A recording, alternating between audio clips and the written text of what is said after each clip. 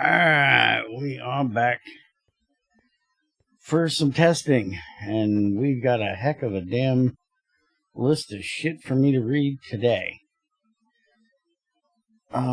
Fix the chance outputs of machines getting voided like the Sifter. So that is major, because that means we can now run our diamond ore that I went and got.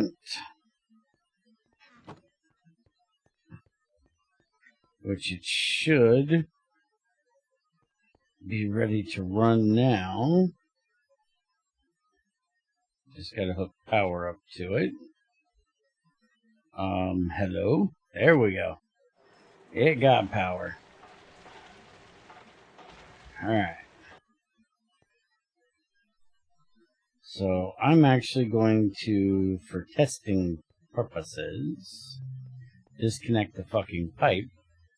Because I want to make sure the machine stops when the machine's supposed to stop. And I can't put the lapis in there. There's so much lapis in there right now, it's full. So we probably ran some lapis that just got turned straight to dust. We probably should change that chest buffer to a super buffer. Or, you know, get a much better sifter. Because, like, when you're doing diamonds, emeralds, olivine, stuff like that, it's not a big deal because you get 2. But when you do stuff like lapis, you get like 10 or 12, don't you? Per ore? Yeah, I think so. Yeah. So, yes, if you get 10 per ore, 6 ores is going to give you an entire stack. It's 12 per ore. Even worse. So, when we're doing lapis and lazurite and sodalite, because all 3 of those are connected, so they should be the same, we might want to put that up there. Because I only thought of using the chest buffer because of the olivine, the sapphires, the emeralds. I didn't even think about the frickin' issue with the lapis. Very good. Just let this run for a while, and if it... Then you'll know after a while if it yeah, I'll come back and check it in a little bit. I'm going to go ahead and drop the diamond ore back off, because I obviously can't run it right now, or else it's going to end up in bad places that we don't want it. Because we want the actual diamonds so we can get this multi-block macerator done. Which, how is our steel still waiting on oxygen? I've got to figure out what I'm going to do to get us more oxygen. Which is obviously probably going to be running some garnierite, because garnierite is like the king of getting oxygen. I was just dropping off some coal I had from mining diamonds. Okay, so we'll check back on that in a second. Fixed tanks, saying that they have air when they're supposed to say empty, which it now does. And I just want to try a couple things here. Because we didn't actually do any testing with this because I wanted it to stay empty. So we can right click it and automatically put stuff in it. We can right click it, automatically take stuff out of it. We put the drum in, it takes it out. Or takes it out of the drum, puts it in the thing. You got what I'm saying. Fuck off. And we should be able to also do that, which should fill it as well. And last but not least, I need a pump. I think this might be able to auto level up. Not sure though. If it auto... Oh, it has a fucking slot. Let's find out. No, it does not. That would be a good idea, though. That's something that Quantum Tanks never did before. But it would actually make it way more usable, especially with the big tanks we have. If this could auto output, it would be a good idea. I could go with that. But now we can use this to do our hydrochloric acid thing that I needed to get done. That was the main thing I wanted to check with it. Which was not on the list other than the air thing. Removed a couple extra blocks that weren't supposed to exist, like the GT version of stone, iron, ore. Nothing I can really check for that unless he wants to go over the list and I can look them up in NEI, which is stupid. No, So we're not going to do that.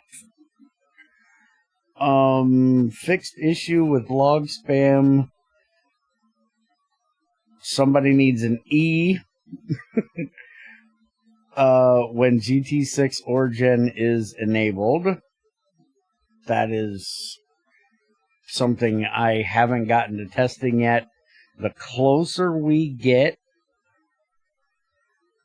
to release of the basic settings, I will do a single player or a single player server where I invite the girls to come help me and maybe a few others, but basically a single player world where I go through and just play rather than here where it's a test world basically. And then I'll be able to tell those things a little bit more, and I will have the GT6 Origin enabled for that testing because we haven't been able to test that here because fuck, we've changed Origin in this world too many times. Okay, so for GTI, made recipes for liquid dyes, use dye tags. So this was something I think we talked about last time.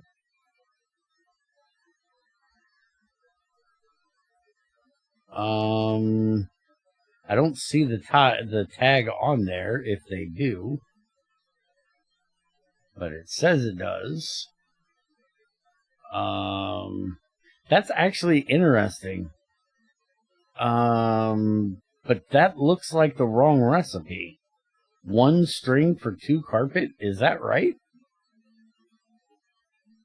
I think so. I copied it from GT5U. I've never made carpet in GT5U. I absolutely cannot tell you, but it's 3 wool to make a carpet. How many? What is the regular recipe? It's 2 to make 3. It's 2 wool to make 3 carpet. So if you divided that up, 4 string per wool would be 8 string to make 3. 8 divided by 3 is not 1. So whoever wrote that recipe is being a bit fucking cheap. Honestly, I think I have to double check the numbers on that. I could see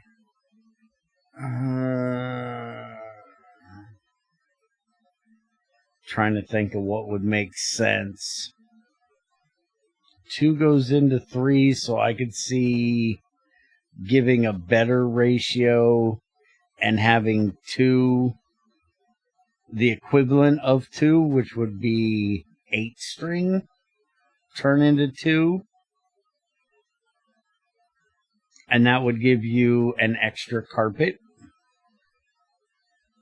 And did I say that right?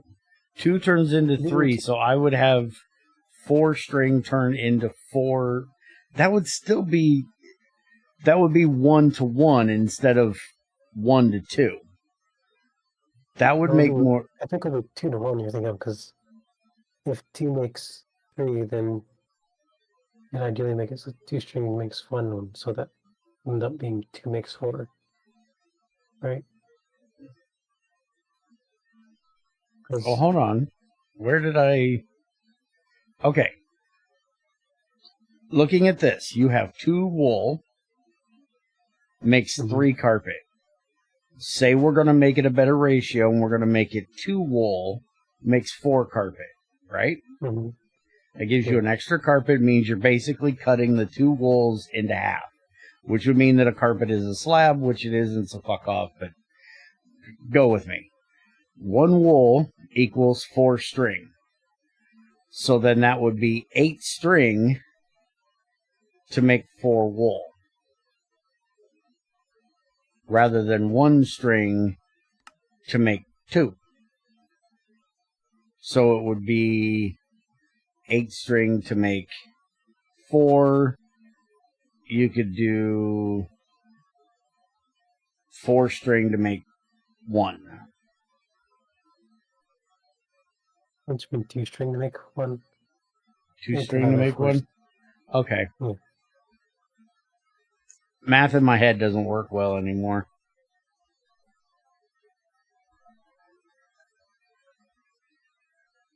I'm just thinking, a metric square of carpet of string would take up more than 1 string. Even with Minecraft logic, 1 string for 2 carpets is excessive. I said it's 2 string for 1 carpet, not 1 string for 2 carpets. Oh, you're talking about this recipe right now. No, never mind. Look at the recipe on the screen. 1 string, 2 carpet. So I was confused for a second. Mm-hmm. If you change that ratio around and it's 2 string to 1 carpet, I can go with that. Mm-hmm.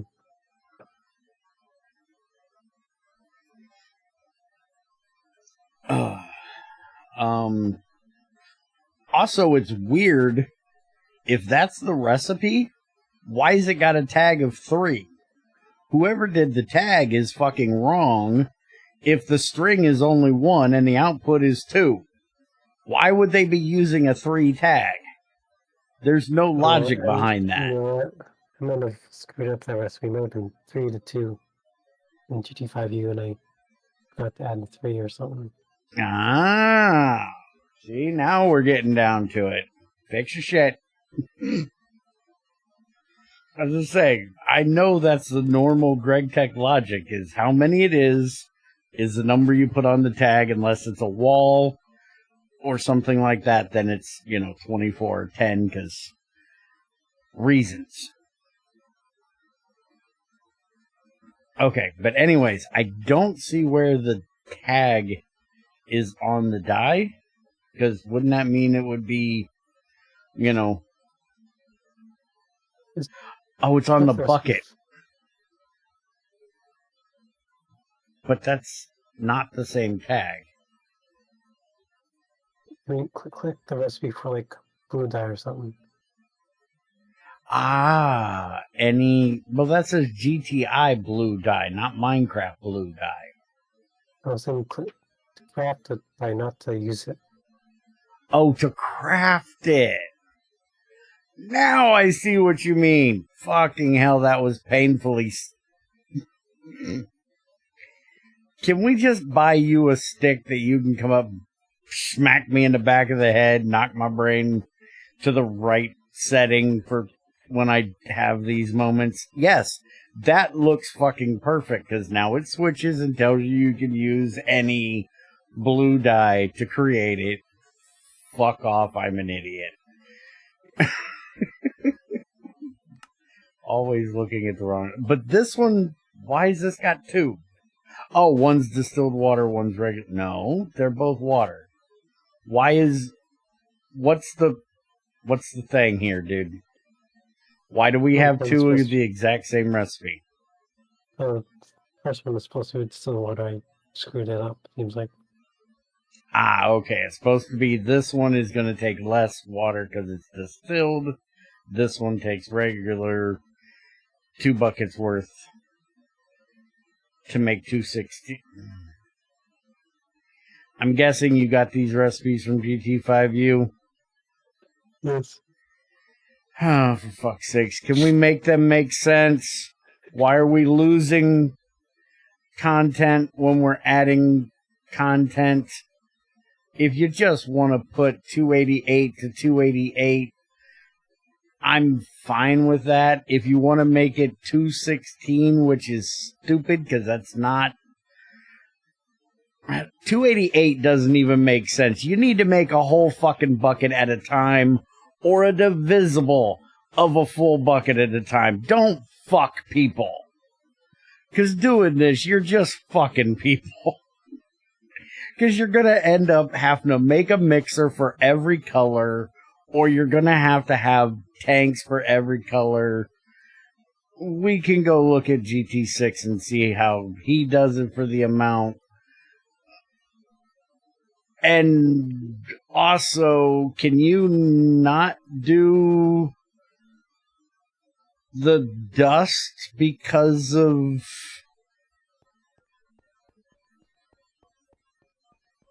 Yeah. Dude, you can't do the dust. You can't use distilled water in that recipe. Distilled water, and those are making coolant, remember? Oh, yeah. I just thought about that. See, in GT6, it's not a problem because there's a separate machine called an injector. And that's what you use to make coolant, not a mixer. So you would either have to move this from a mixer into a chem reactor, which personally don't make sense. Making the coolant would make more sense in the thing, or you'll just have to have distilled water does that one, regular water does this one, but you're going to end up with people that are thinking water is water. And then they're going to be pissed off when they find out they're trying to inject their reactor full of blue dye. But, so we got to figure out something for that issue. But yeah, I'm pretty sure Greg does similar. I'm actually going to load up GT6 real quick. I'm pretty sure he does similar with dyes, but it's really annoying. Yeah, it's one thing I find kind of annoying is the ratios are basically like ingot ratios, which is kind of weird. It's like all the recipes that dye this stuff too uses ingot ratios. Yeah. So the 216, if it uses an ingot ratio rather than a bucket ratio, then make it the 288, because then at least it's 2 recipes or a divisible of 2 recipes. But the 216, that's not a divisible of 100. The 144 and 216 don't have, other than like maybe 2 and 4. Does 8 divide into both of those?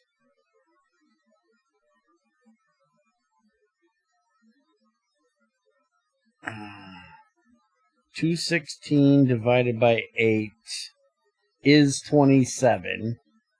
But I'm seriously doubting there's any recipes that... And if it's 27, that means 216 is not divisible by 16, which makes sense because 16 isn't divisible, isn't dividable into 200. 216 is just a really weird number. Maybe 1.5 ingots or something. Not sure.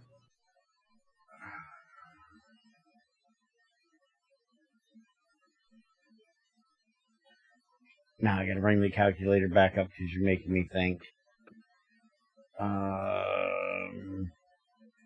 Calculator. 144 cut in half is 72. 72 cut in half is 36. I know this. Why am I typing it? 36 plus 72 is 108. So it'd be 3. Would be 216. I think 216 is 4.5 ingots. 144 plus 72. Yeah, that makes more sense than what I fucking said, because even using a calculator, I fucked it up. It's still weird. Okay. I would just like to switch all the recipes that use and make dice to, like a whole 1,000 millibuckets visible sort of thing. It makes sense, to be honest. It would make more sense than whatever the fuck Greg did. And then, somebody else copied. Like I said, I'm bringing up GT6. Give me a second. Let me ping Greg and find out, because I don't like changing Greg things, because Greg usually has a reason for why he did them. Why is die stuff in ingot ratios rather than buckets? And you might have to explain that to Greg, because every time I talk to Greg, I have to explain it like 6 or 7 times because my shit is too simple. Okay, so we're in GT6. Fuck, right here is Lapis. And we want I think we have to use the injector makes coolant. Where is mixer? There we go. So he does 144 liters of distilled water to 1 lapis dust, gives 216. So you're actually adding to it, which makes a little more sense that way. And then lapis with mineral water, which would be regular water, basically is the same thing. So yeah, 144 gives 216. He doesn't give 288 for any of them. And then if we look at light blue, it's going to be the same thing. It's the 216. So I don't know where the 288 comes from. I don't know if that was a GT6 thing or not. And then in the bath, if we're painting wool, it's 9 liters of dye to paint a wool, which it's because 144 is a super divisible number. Okay, there you go. There's your answer of why he did it.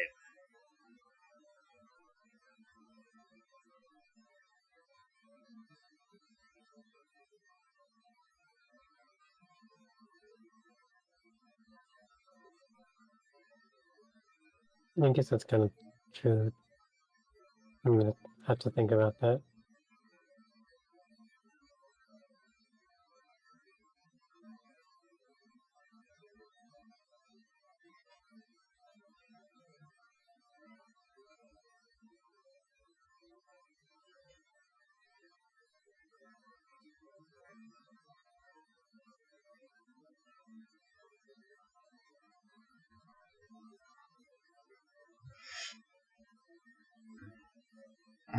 Let's see. Wool takes 9. A slab takes 3. A carpet takes 5.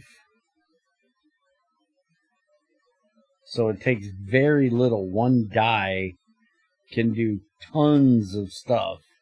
And if I remember correctly, over here, that dyeing of a carpet auto mixer recipe thing at 24 for 2, that's not far off. I'm still more into the whole convenient of it than I am the... I get what he's saying. I completely get what he's saying. But it makes it to where you pretty much have to make a whole factory for dyeing stuff. 216 times 2 equals 432. 432 divided by 3 equals 144. So that's why he went with 216 as your output from the thing. So you got it from the horse's mouth. If you're going to do anything other than changing it to a full bucket, go with Greg. And honestly, I'd go with Greg over, GT5 or me anyways, because, well, he came up with this shit. I mean, honestly, I might copy the values for getting stuff from GT5. I mean, GT6 too. Since it seems to take a lot more dye in GT5 for stuff. Mm-hmm.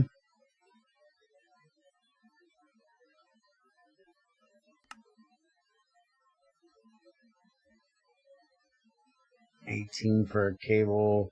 See, your wool is 72 dye, where the one I just looked at in GT6 was 9. You could do so much more dye in GT6 than in here, or I'm guessing these are all just copied over from GT5. But yeah, this is another thing on the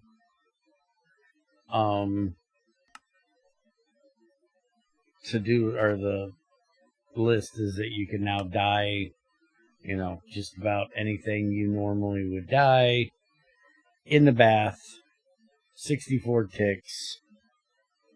The only thing that isn't in here yet is pipes and cables.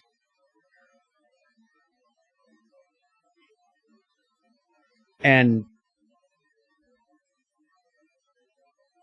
that sucks, but that makes sense because that actually has logic that goes with it, so it may take a little bit before that happens. Also, there's concrete. You can do concrete in it. The by the way, you were saying something the other day about concrete powder. Concrete powder should not be dyeable. It should just be the... Oh, wait a minute. You're talking the concrete powder block, not the concrete powder. Mm-hmm. I'm with the concrete powder. Which, me being the asshole I am, this recipe should go to a lava pit somewhere. Being able to mix sand and gravel, you should, have the actual concrete dust where you mix, sand and stone dust together. Which there's not even a recipe for making concrete dust, by the way. Mm-hmm. But I would much rather have a mixer recipe where you mix water and sand and gravel together. Do we have gypsum? It's not really gypsum, but yeah, I didn't think so. What is gypsum? It's something that existed in GT5. Greg took it out of GT6 for a while. Basically, it's what they make drywall out of. Mm.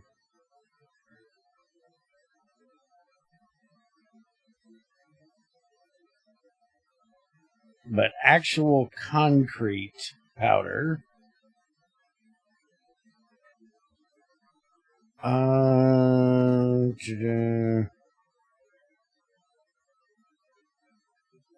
Yeah, concrete is cement mixed with gravel and sand.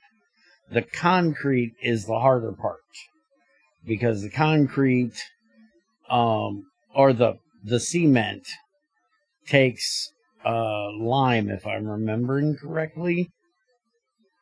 It's not just the concrete and sand, or the gravel and sand. Portland cement is the most common type of cement in general use around the world as basic ingredients of concrete, mortar, stucco, whatever.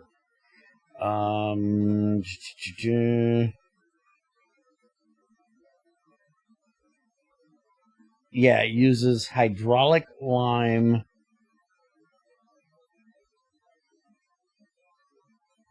made from limestone.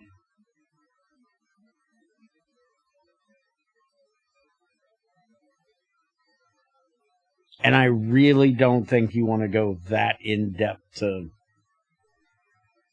concrete and cement, that you're going to make lime from limestone and then mix that. Yeah, here it also says that it's a fine powder produced by heating limestone and clay minerals in a kiln to form clinker, and then grinding that and adding several percentages of gypsum to it is how you make the lime. And then that is mixed with like stone dust, gravel, or like stone dust, sand, stuff like that. And that's how you get your concrete.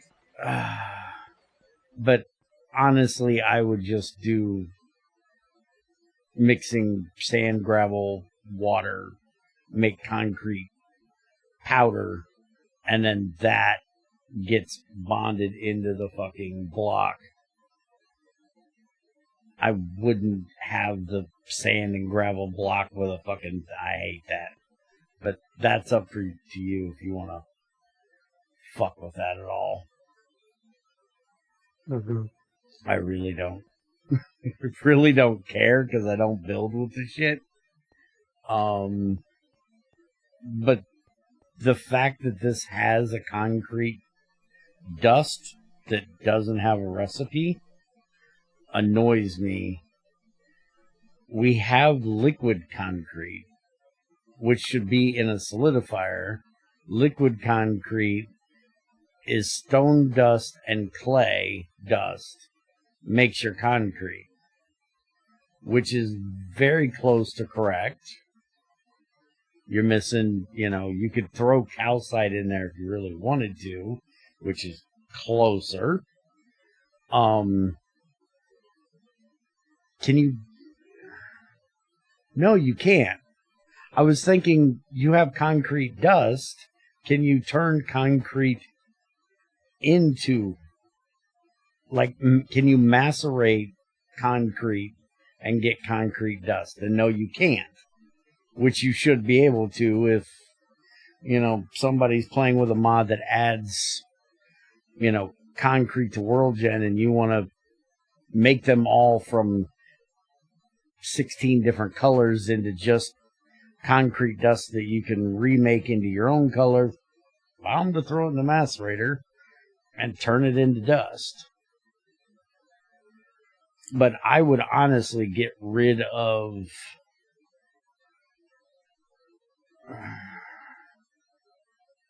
I don't know if you want to do it or not. People are really picky when you fuck with vanilla things. Can you do that in vanilla? My brain is run. I'm doing 20 things in my brain right now. Hold on.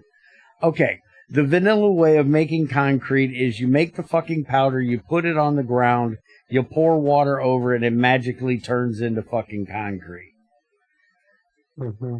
My brain took that information and went, well, why can't we do a solidifier recipe? You use the recipe we currently have, add or subtract or add calcite, limestone dust if you fucking want, but I don't give a shit. It's fine being stone dust and clay because it gives us a use for the damn stone dust that we're making 10 million an hour upstairs of anyways, and clay is easy enough to get fucking found. It's fine. But can you make a way in Minecraft where if you pour a bucket of concrete in the world that it would solidify into concrete? So you wouldn't be doing the stupid mechanic of dumping water over it, which is retarded. You could just place the frickin'... I used to do construction, so I'm used to, you would build a form, like, hey, get your ass out of the way. You build a form like this, and you pour the fucking concrete in here, and then you'd level it out, and it would solidify into concrete. Could we do that?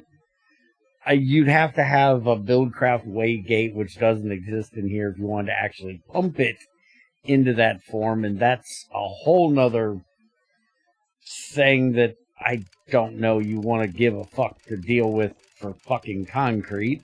And if you did, people would be trying to make in-world tanks instead of making tanks. If you did that, I'll warn you now. You'd be amazed how many people bitch at Greg because most of his fluids do not have a bucket form and don't have a block form because they want to hollow out a huge portion of the world and pump it full of fluids instead of making a proper tank and then using a drain to pick the fluid back up. That's really stupid. Talk to XAR. He literally built, I can go find you the video or take you on the GT6 server. He built multiple natural gas tanks in GT6 because natural gas comes out of bedrock. He hollowed out an entire chunk around those bedrock things, and because natural gas is lighter than air, it floats to the top. It can be picked up by a drain. So he hollowed out the entire chunk all the way up to the surface, covered it with stone on the inside if there was any caves or any openings, and then made a pyramid top on it with a pipe with a drain at the very center to collect his gas. But because it was hollowed out from bedrock to sea level, it gave him an in-world tank to collect his natural gas in, and he never had to pipe his natural gas into a regular tank. And we have had multiple people come into Greg's IRC channel that were asking why they couldn't store. One of them wanted to store sulfuric acid. They wanted to know why sulfuric acid and hydrochloric acid didn't have a block form so they could have big pools of sulfuric acid and hydrochloric acid outside of their factory. Is it like a multi-block tank? Like more efficient than storing it in world? It's more efficient on size because one bucket is one block. So the 3x3 holds many chunks worth of fluid. It's more efficient on lag because if you're storing it in world, it's going to have to do block updates. Where if you're storing it in a tank, it's just updating the stuff going through. It's not updating multiple blocks around it because of fluid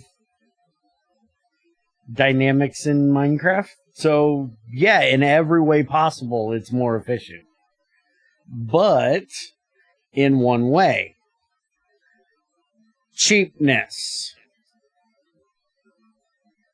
If you can be a cheap bastard and not use any metal to make your tank, and you can have it held in stone and glass rather than Invar or stainless steel that you have to produce, that's more efficient for them because they don't have to go mine and process those metals. Well, seems like a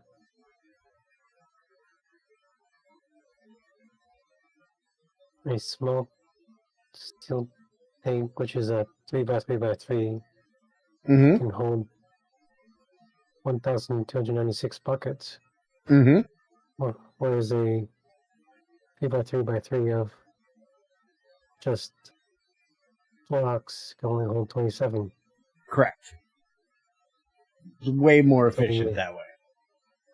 And when you think about it, the amount of steel, stainless steel, Invar, whatever the fuck it is you're making it out of, when you take into account that you only need 4 per block, so it's only like 100 and some, I know the number offhand, but it's like 126, I think, ingots that you need, and when you go mining, you get, thousands. That little bit that you're spending to make that tank that you can then pump into easily. It takes up a lot less room. Trust me, I would much rather have even our big 5x5x5 fucking tanks down here over a big hole in the fucking wall. I would not want this basement to be a tank and just filling it with liters upon liters of sulfuric acid and then have to drain it out of here and have a waygate to do block updates pumping it into here. No. Trust me. When XAR did his in-world tank, I laughed my ass off at him. At how horrible that would be on the fucking server with those block updates. Because you think about Greg's natural gas moving up. If it moves up 1 block, that's a block update. If it's moving up 64 blocks, that's 64 block updates it's doing consecutively. That's why most people in GT6 build again, I'm like doing things with my hands. We do this. That right there is what we do when we find natural gas. The natural gas spawner is that block right there. This block will fill with the gas. And it literally just has a pipe that sits right here with a fucking drain on top of it and sucks it up as soon as it spawns. Because then you're causing 1 block update and that's it. Everything else is in the pipe logic and doesn't lag the shit out of your world. When you do that in-world tank, you have 64 blocks or up to 64 blocks of that fluid causing block updates going up. And when you figure that Greg's natural gas spawns in a cluster, you have anywhere from 2 to probably 8 or 10 of those bedrock things all spewing out at the same time or different times. That's all block updates going through filling up that tank. It's laggy as shit doing that. Where if you just did 8 of these, you would have 8 block updates. 8 separate events done. Way less lag. I don't get it, but people are crazy and people don't think of this kind of shit. They think of, how can I do this in the cheapest way possible? I'm amazed there isn't a person that has done instead of doing a GregTech speed run or a New Horizons speed run, doing a miser run. Do it the exact opposite. Be as thrifty as you can be with your materials. Mine the least amount of stuff, because so many people think that way. I'm that way with some things. I hold on to everything. I don't void anything unless I absolutely know I'm never going to need it. But I don't take it to the point of make my world as laggy as fucking possible because I want to be stingy and use a hole in the ground for a tank. Some things you have to spend material on. Some things you don't. You know, there's that guy that came in here while we were streaming a couple weeks ago and was asking us about it. He does GT6 videos. I've been trying to watch them. It drives me up the wall watching them because he is very different than me. But he was talking about our tank room and how he doesn't buffer any fucking fluids. He wouldn't do that. He would make them as he needed them.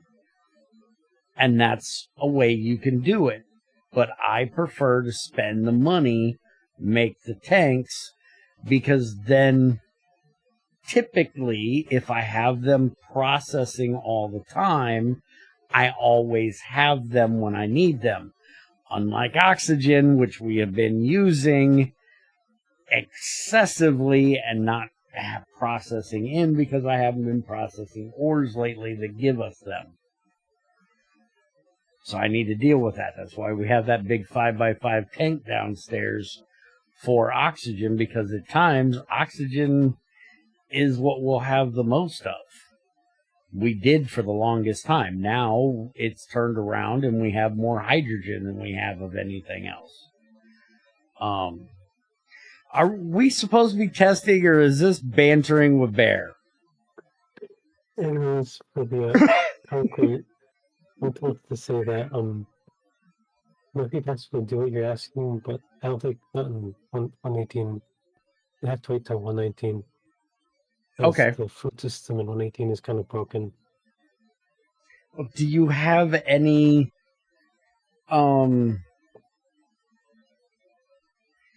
is there a way we can make it more efficient for the cheap bastards out there to make concrete the proper way with a mixer, stone dust, and clay, rather than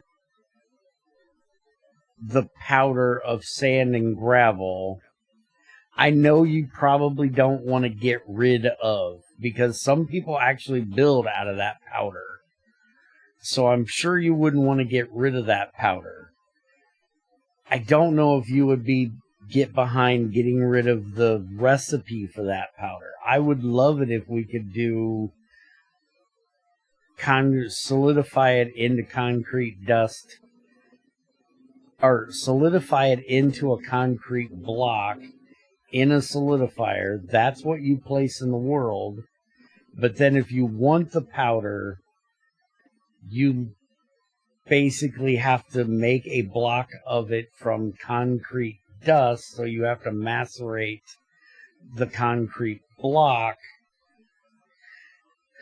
mix 4 or 8 of those to make the block, and then dye the fucking block. This recipe offends me in every step of the way. I had a thought. What if basically, what if that's what you did the clay and stuff in the mixer with a dye fluid, the concrete block, not the concrete powder, and you can macerate the concrete block, get concrete powder.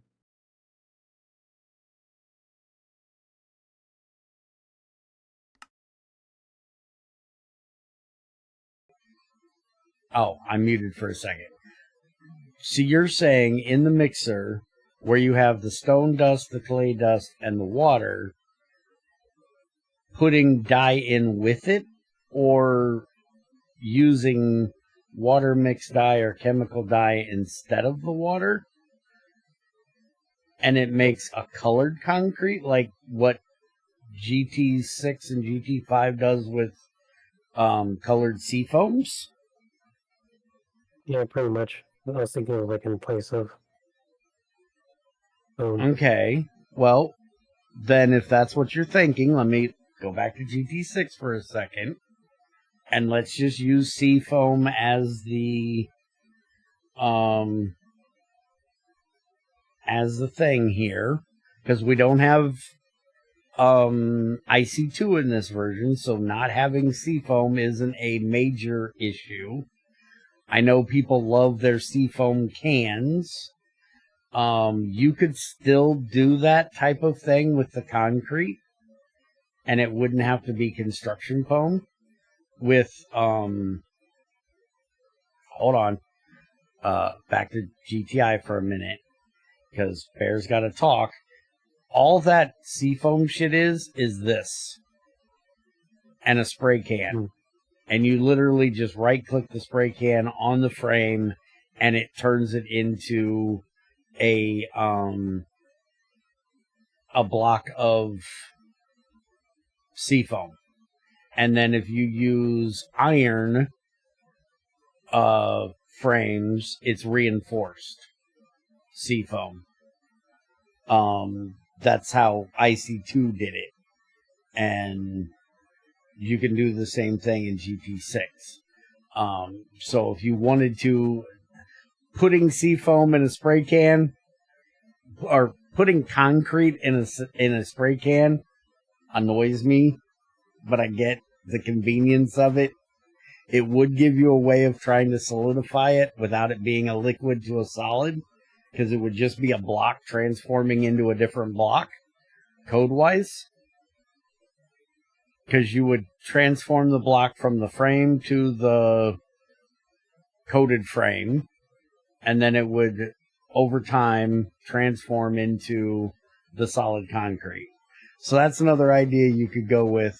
But then the actual sea foam, the way Greg does it, is sea foam with dye in a mixer. So it's 100 liters of sea foam with 16 dye, and it gives you 100 liters of the colored sea foam. So you could do the same thing with concrete and just add the dye to the thing and make a colored sea foam, and then you could solidify that. In a solidifier, that would give you your block. Mm-hmm. And there's an advanced seafoam. I have no fucking idea what that is.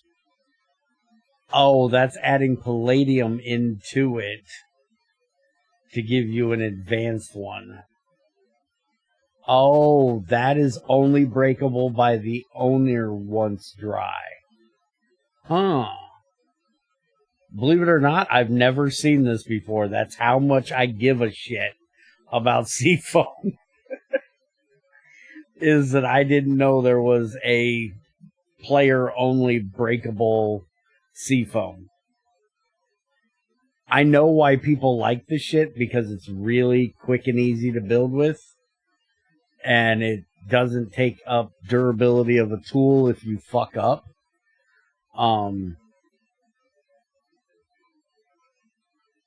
Because you literally can punch out this block.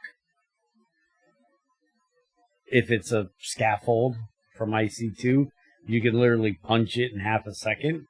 In here, you can't punch them. It takes a fucking axe. Same thing with the scaffold, see?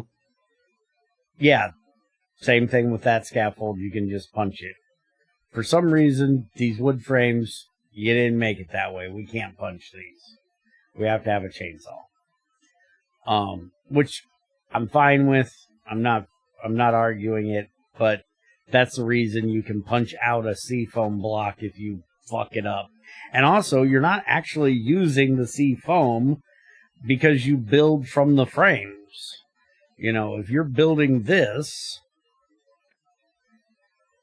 and you go, oh, wait a minute, I don't want that going that high, you just do that, and then you spray it with your seafoam. You're only putting the blocks out when they actually need to be there, the stuff that costs you anything. And I do believe in IC2, you get the frames back, unless it's the iron for reinforcing it. I think they pop out. It's been a long time since I've fucked with seafoam. That part I might be wrong about. But I do believe I was being stingy once upon a time, long, long ago, in a world far, far away, where I was hurting myself by suffocating in seafoam because I built a wall like this, and it dries at a different rate. And so I was coming in trying to grab the blocks because I didn't want them to despawn, and I was walking into the actual foam, which was then killing me. Or suffocating me. It wasn't killing me, because I got back out. I'm thinking I remember that, but I'm not sure.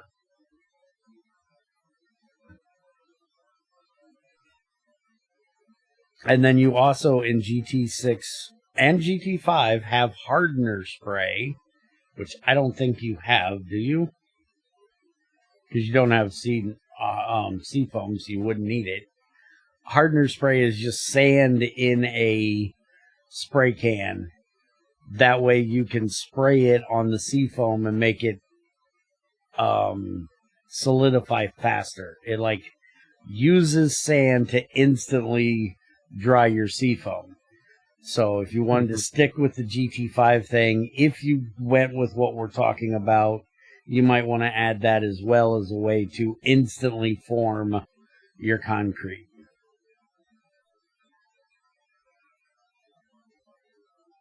Because sand is dry because deserts. I'm not sure how adding extra sand to your concrete is drying it. I would think adding extra sand to your concrete would be making more, concrete with the wrong ratio. I don't think I work with concrete. It's not the same as seafoam.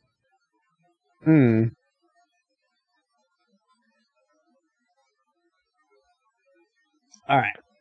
Let me get a drink, and then we're going to get the fuck off of concrete, because I think we've spent way long enough on concrete.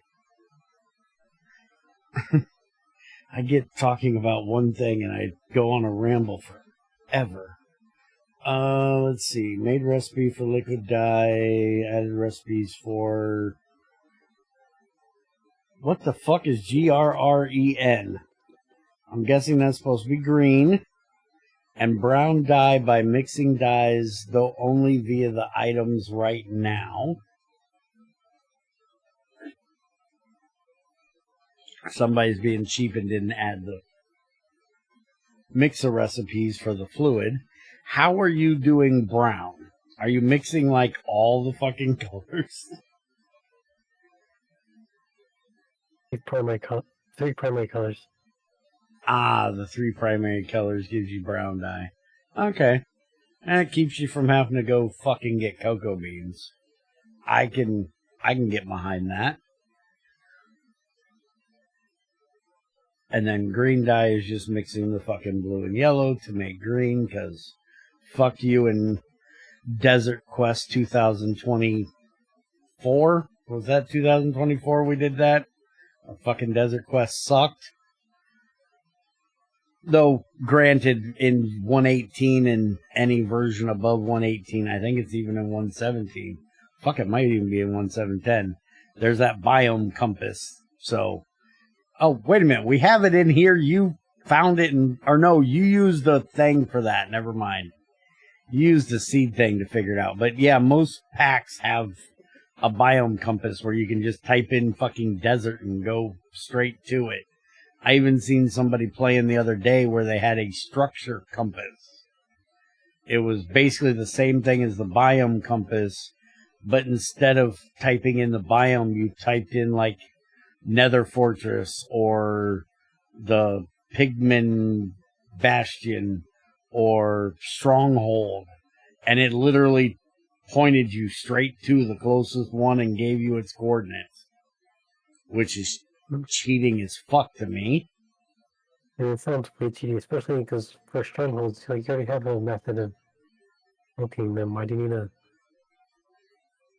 look at fucking speedrunners. Have you ever seen how speedrunners find strongholds so quickly? They have a way of triangulating with just one. It's ridiculous. It's supposed to be you throw one, you figure out which way it's going, and then you go like 100 blocks to the side, you throw a second one, and then you take those two vertexes, map them out, see where they're going to fucking cross, and that's where you need to go. You can do it with two, but they use the F3 screen that tells you what direction you're pointing, and watch the thing fly and somehow can figure out from just one throw within a pretty close region where that bitch is going to be. And then they divide that by 8, go into the fucking nether, build a portal there, and it basically puts them right in the stronghold. If it's Minecraft, people are going to fucking cheat it. But yes, I agree with you, structure compasses are cheaty, especially if you're playing a adventure pack where you have quests to go and do these different structures, but people don't want to take the time to actually do it. They want to just, okay, this is the list of places we need to go to. Let's, go to those, not go out and search the world for, there's too many packs being made for you to spend time playing each pack. You can't enjoy each pack. You need to get on to the next pack, because the next pack that comes out may be better than the pack you're currently playing. And if you take too long playing the pack you're playing, you'll never know if that other pack was 100 times better than what you already... The whole grass is greener on the other side of the fence thing. And I'm hoping y'all are picking up the sarcasm out of this from the guy that's been playing in the same GT6 world for a year and a half to 2 years and has been playing GT6 for 8, 9, almost 10 years straight. I don't get this argument. I don't get this way of doing shit. But that's why that shit exists. I'm smart enough to understand why it exists, and an asshole enough to laugh at the fact that it does.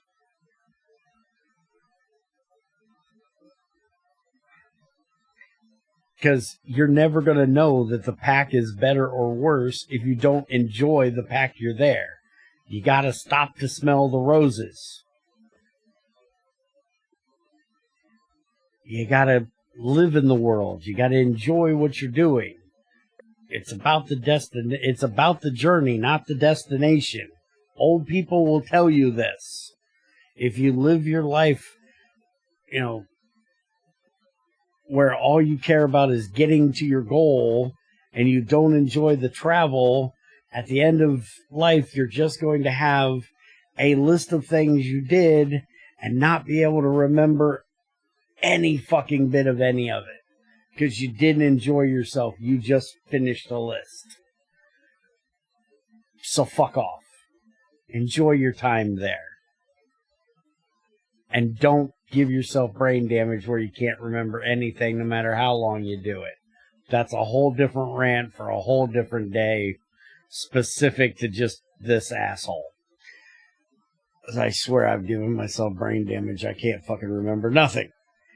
Anyways, green dye, brown dye are makeable only via items for right now. Hopefully he will be getting it to where we can make all of the liquid dyes like light blue, mixing blue and white fluid together.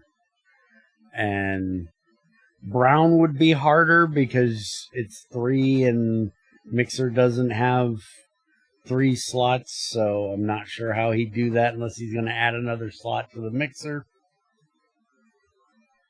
I mean, maybe green and red could do it. Because blue and yellow goes green. Yeah, that's true. It would be a little bit different ratio for the... It'd be like 144 and 72.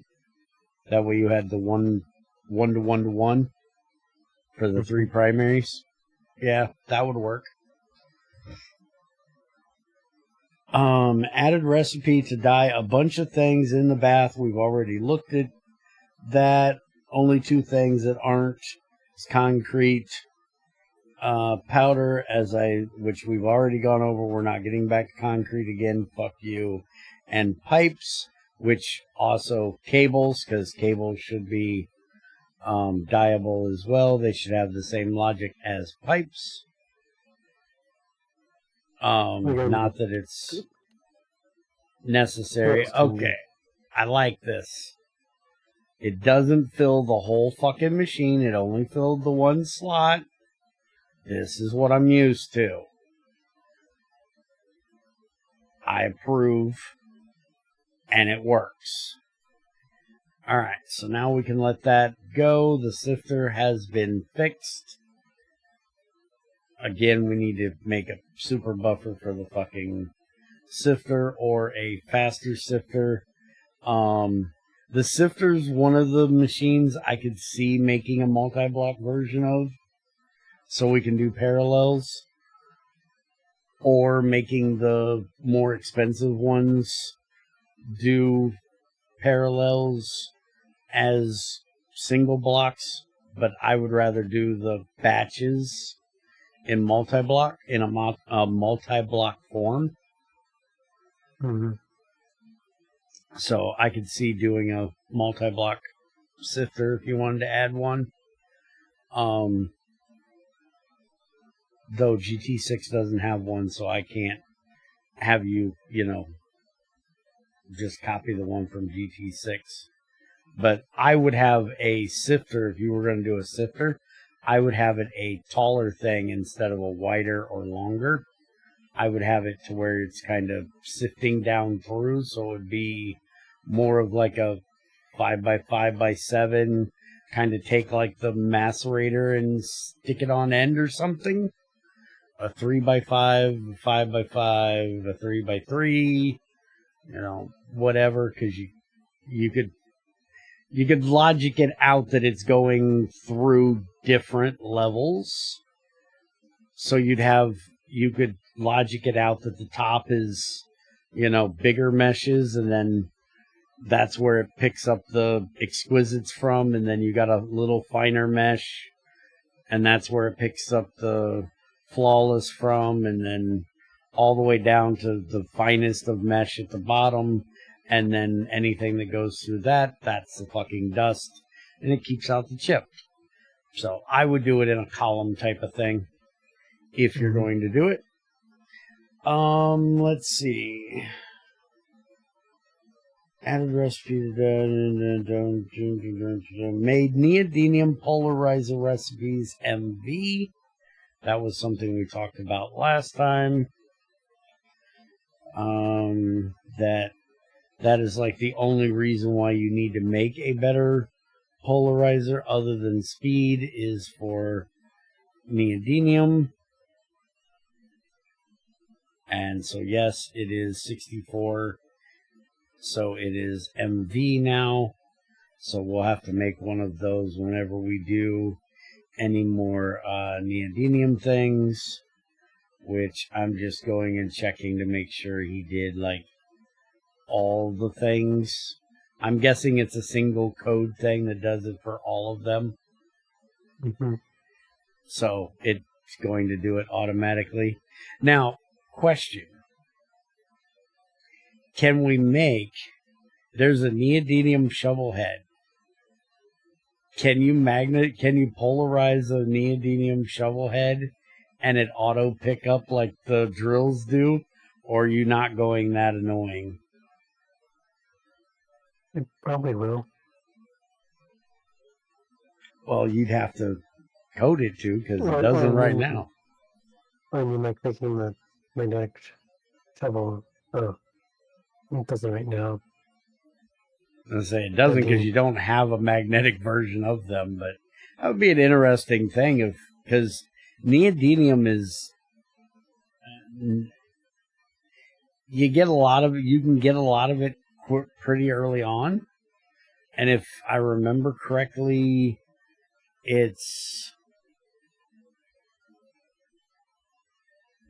neodymium doesn't even use a blast furnace. It's a quality 3 material with a speed of 6, a durability of 512. That makes it better than fucking steel because it can do quality 3 at the same durability as steel. You could make neodymium, even though it's harder to get, a more go-to for people that are picky on that kind of shit. A more go-to for mining tools before they get a drill. I can see people doing that. I do believe people have done that.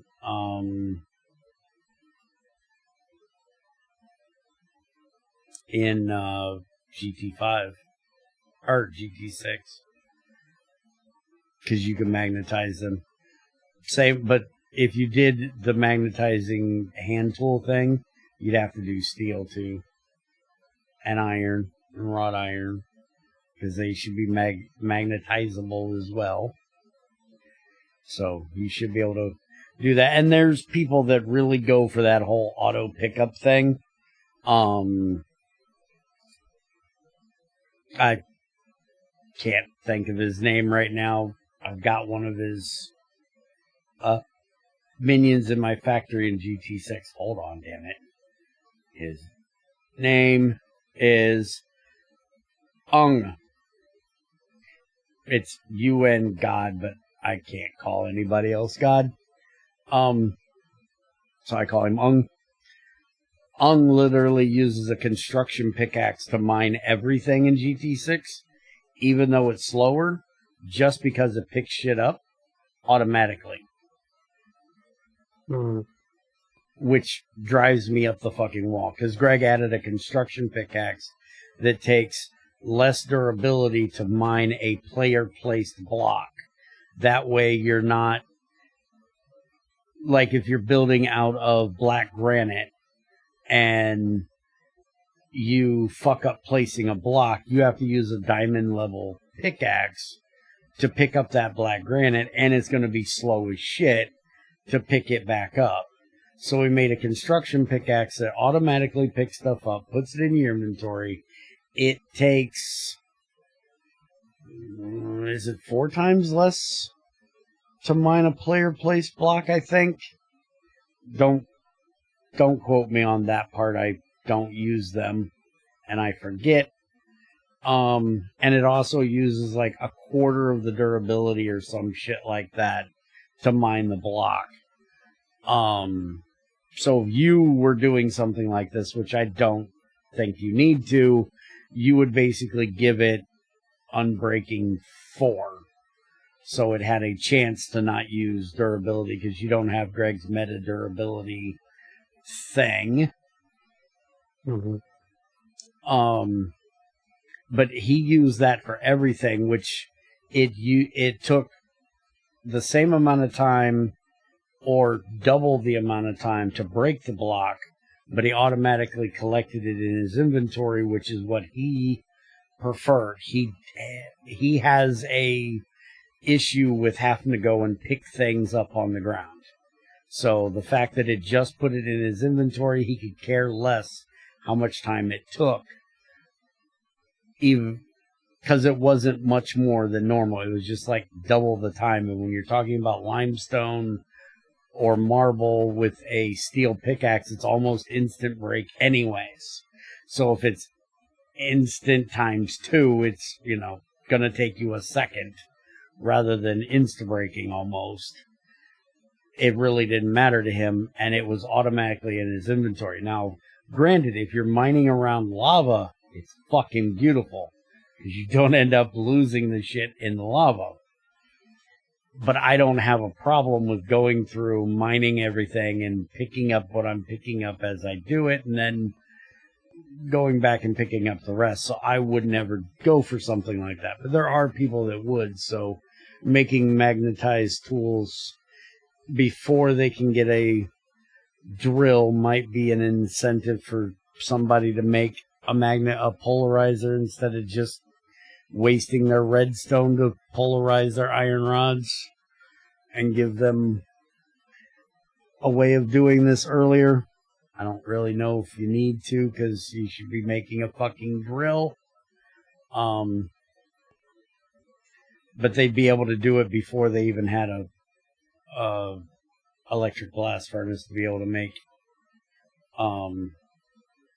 stainless steel and shit. So, ideas for you. Have fun with that. Renamed HV and EV macerators to pulverizers. So if we type in macerator, you can see that they still come up. Steam macerator, steel macerator, macerator LV, macerator MV, polarizer HV, and then polarizer EV. And you will notice that there is no polarizer IV anymore. There's no Blendo fucking Matic, because fuck you, I never got why bloody named it that. If you want to go higher than a EV macerator, you go to a large macerator, for fuck's sakes. And then you can give it, whatever fucking power you want to give it, because you use that energy hatch and it'll do the thing. But you can also notice that macerator pulverizer now shows up in here, and you have 4 slots. I think the LV and MV only have 1. The 4 slot has, where is our, we have MV out here. I know we have one somewhere. Is this still LV or MV, or is this HV? Yeah, these are MV. They only have 1 slot, which I may have lost the stuff that was sitting in there, because I think we had 2 stacks in each one, but I'm not worried about that. But yeah, those 2 only have 1 slot now for LV and MV. And then the HV is where you get your 4 slots. So if you still want to macerate like machines and shit that would give you 3, or ores that would give you the colored stone dust, which by the time you're at that point, you should be getting raw, not the ore block. But if you were mining in the nether and you really wanted to process the netherrack or the end, you could do this and then get your stone dust out. This needs to be fixed. Secondary outputs only available in pulverizers and large macerator. That needs to be a little, crammed up here, not stretched out across the world. Can you make that 2 lines or something? Yeah. Okay. Also, something I've been wondering is, should I rename the large macerator large pulverizer, or keep it as is? Should make it the pulverizing macerator.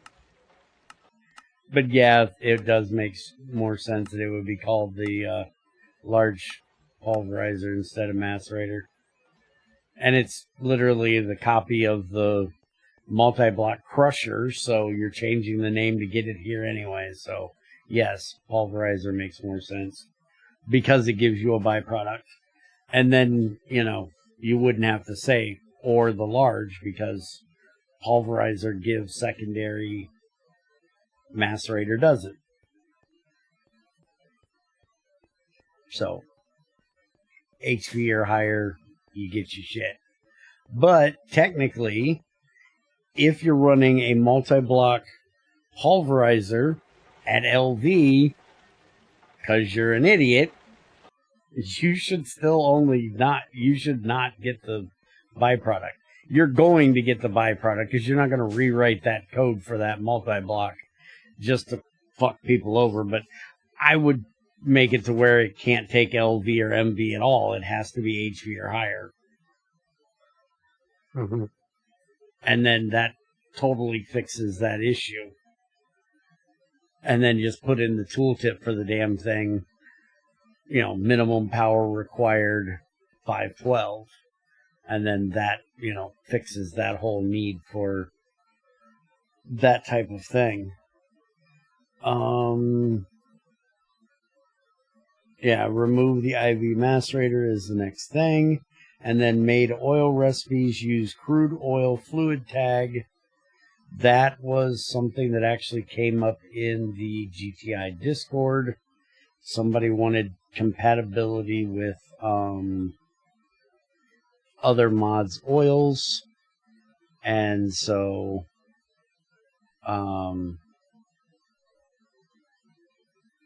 if you have crude oil, I don't see the tag.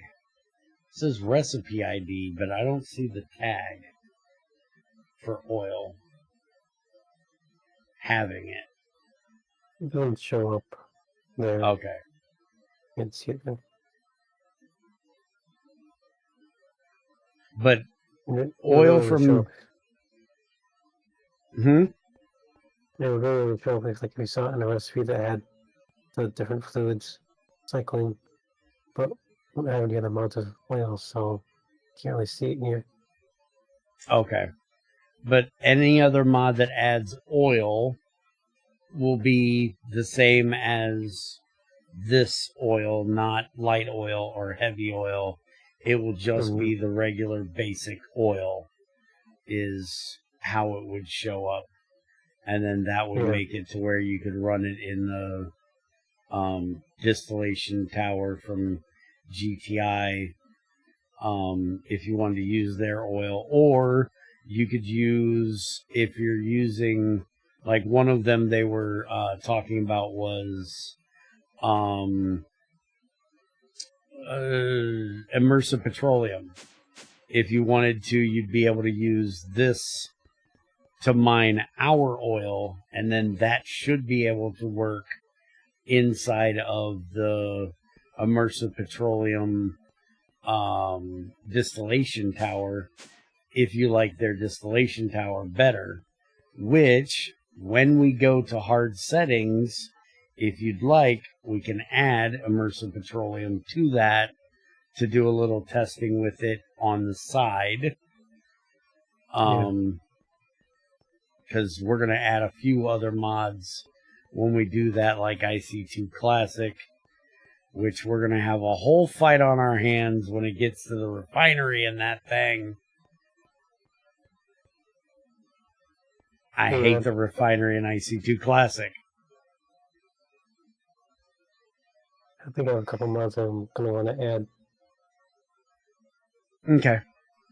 Yeah, we'll do more compatibility testing and stuff in 1.19 because there's a lot more mods to do it, and I've done a lot more playing in 1.19 than 1.18. I'm thinking if you want to, we can talk to Chubby, and we can pretty much just mix my 1.19 pack with GTI and the other stuff we have in this pack, and just make one fucking mega pack that has all kinds of crap. Because he's done a lot of work in there to make mechanism making aluminum. So you can use mechanism machines to make aluminum for IE the way you do in GT6, which would be the same way it's done in here. I hate mechanism with any other mod, but he did a lot of work to make it less annoying because Junior loves fucking mechanism. And so I had to do something to make it to where I could play mechanism with Junior. and it not annoy the piss out of me. But yeah, we could mix those 2 packs together when we get to 119, and then just throw in IC2 Classic, because that's like the one mod I don't have in there because I had every fucking thing else. And then we can throw in your add-ons too. And there's one more one I've been interested in adding to the pack with the dimensional doors. Oh my god, I haven't played with that in years. There's a version of 119 now. And mod was always annoying. But we can throw it in there, but I'm not coming and finding you if you get lost in there.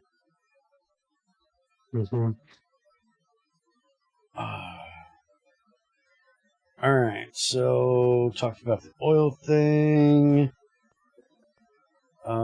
Made oil recipes. Use crude to fix special running recipes of certain machines voiding upon world or chunk reload. Example is printer recipes with data sticks.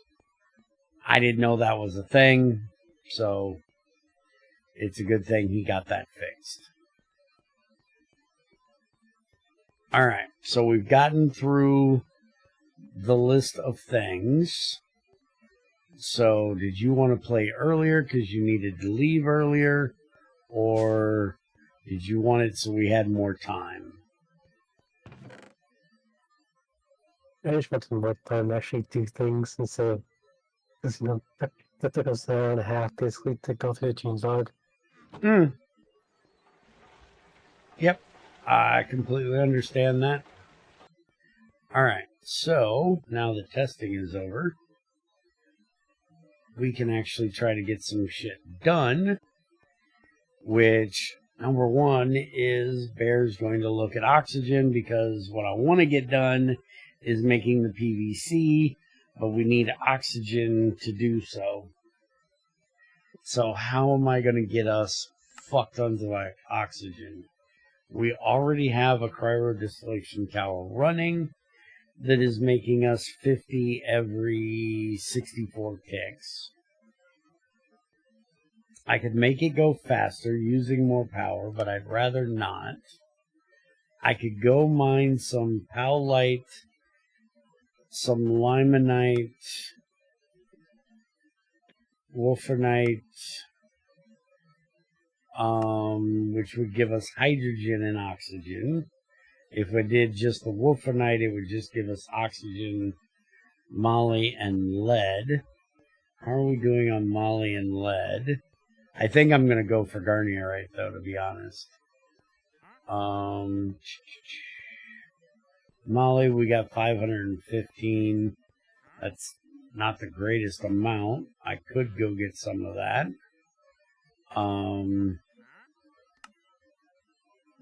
Chemical reactor with water and chlorine is going to make us oxygen and hydrochloric acid, but we don't need any more hydrochloric acid, so we're not going to be doing that. Sodium persulfite would give it to us, but we have to set up the electrolyzing of the sodium bisulfite to do that, which is going to give us more hydrogen, which we don't need more hydrogen. We need the oxygen. Acidic acid, don't give a shit. Soapstone, again, going to give us hydrogen. We could do spodumene. We do need more fluorine, and lepidolite gives fluorine, so that is another option. I could go get some more salt stuff. But Garnierite is like the best because it's 1-to-1 with 1,000 liters of oxygen. Granted, we don't need the fucking nickel, I'm sure, because we only got 700 at the moment, so I could do that. And then there's also cassiterite as well, but I'm not thinking we're needing that much tin.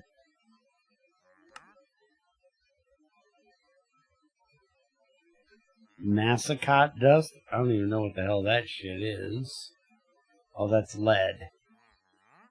That's 2 to 1. Coal oxide. Milky quartz. We could use quartz and do it if we wanted to.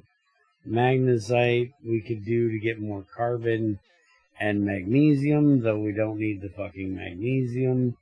That's 5 to 3. So still not as good as garnierite.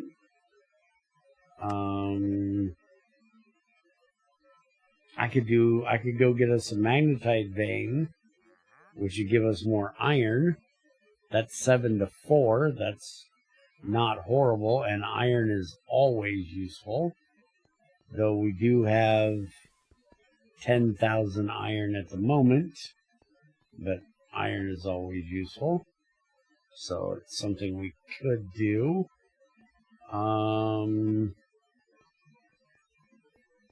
Just looking to see if I actually have any. I want to get this macerated real quick.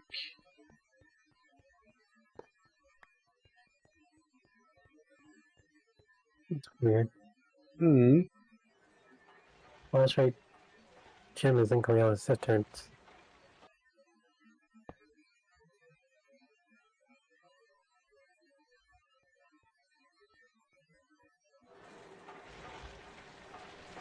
Remember where it went. That was weird. Hmm.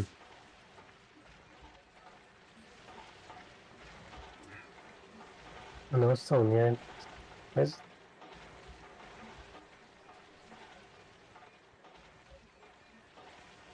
Do we have lazurite downstairs in the thing? Yeah, I think so. Sapphire. Yeah, we do have lazurite down here.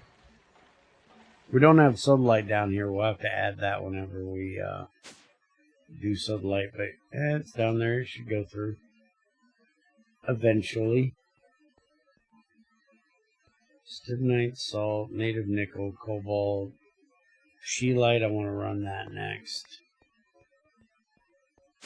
I want to use up a bunch of that hydrochloric that we already have, and we can always use more tungsten ores.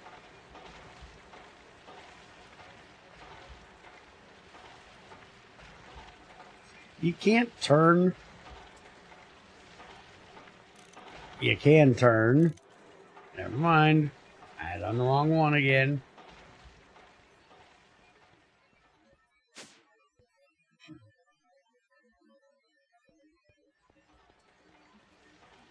Alright, so do I have any of these veins we are discussing marked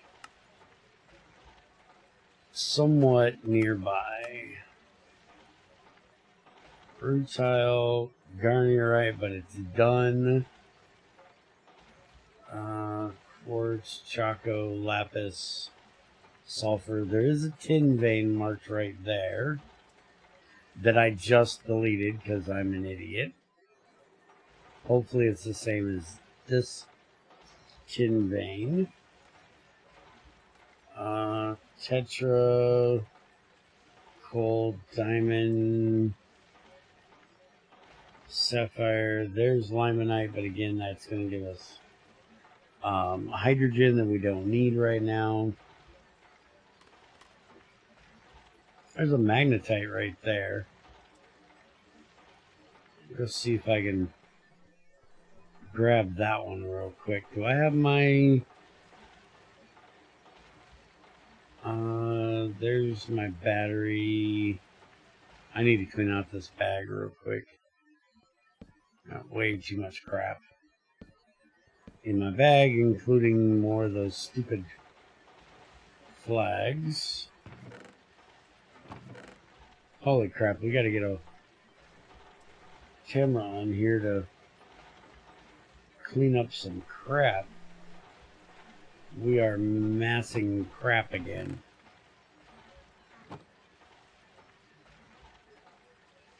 Glowstone. a titanium wall, native lead.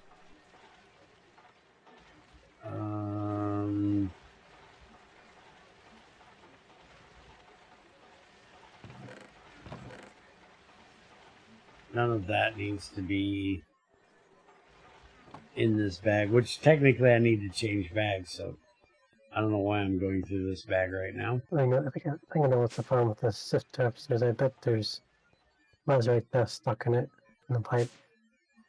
Yep. That's why. Are we full on Lazarite dust? No, there's no barrel for Lazarite dust. Right here. Downstairs.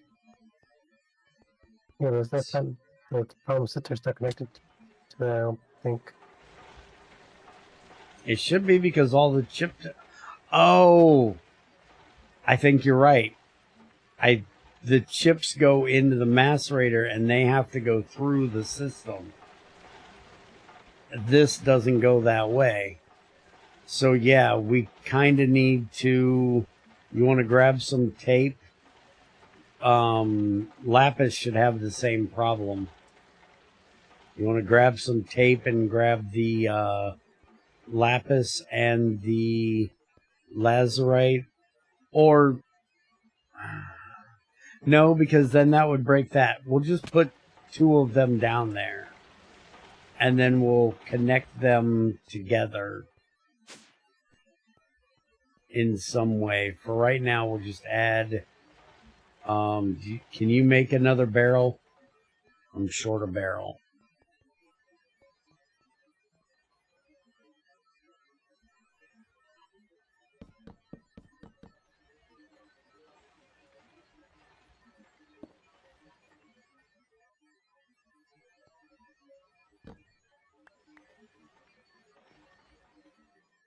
I think I had it hooked up at one point where that could go through there. Yeah, right there is all your lazarite.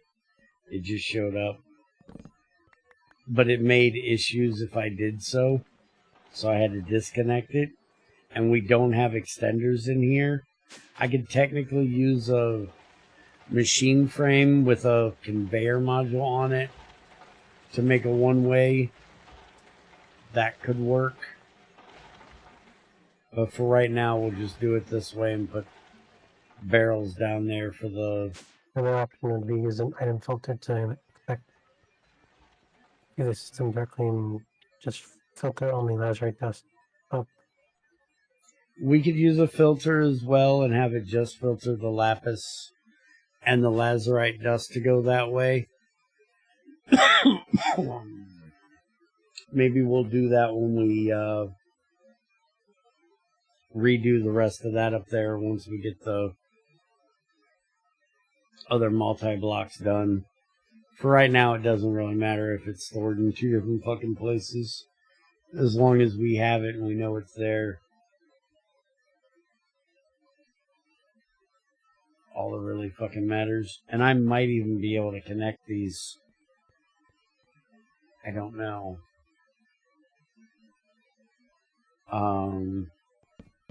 After instead of before.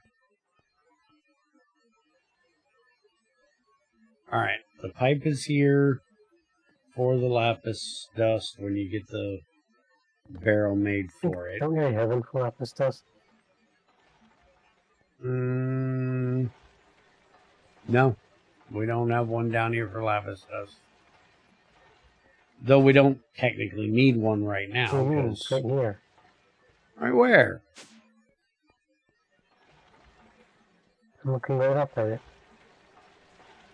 That's supposed to be sapphire dust. That's Bear's an idiot and did the wrong one. So, yes, you're right. But I'm moving it down here. Because it should be with the...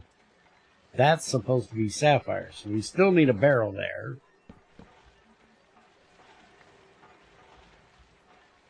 And technically these are all in the wrong place anyways, because lapis and lazarite should be with their gems, not there, but this is just a quick and dirty fix for the moment for my stupid system.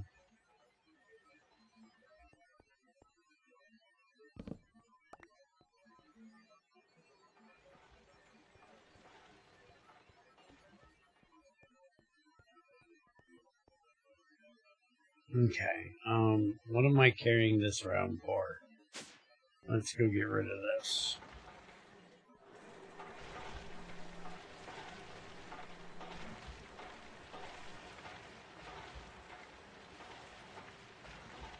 Okay, why is the Macerator full?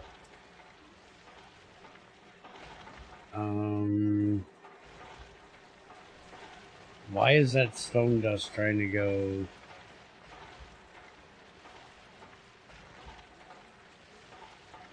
What the fuck are you doing here, retard?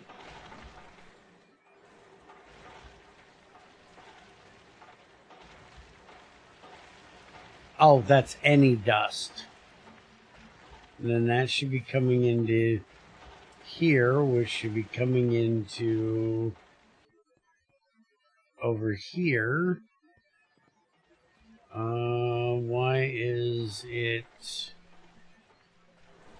not doing the thing it's supposed to be doing?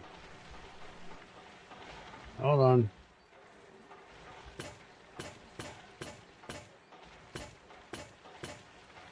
Well, technically I can do this.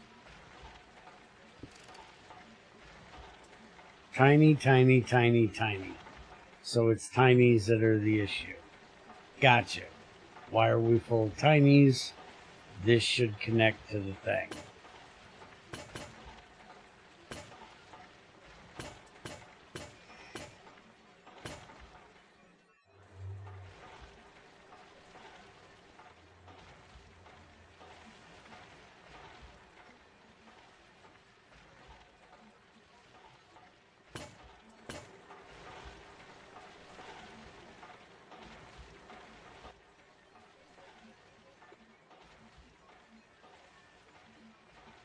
Because somehow we filled a super buffer.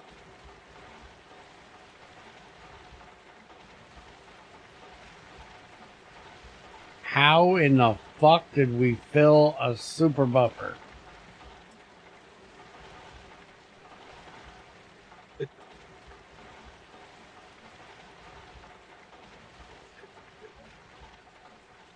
Somehow the super buffer messed up and put 5 cinnabar, tiny cinnabars into the thing, and they got stuck.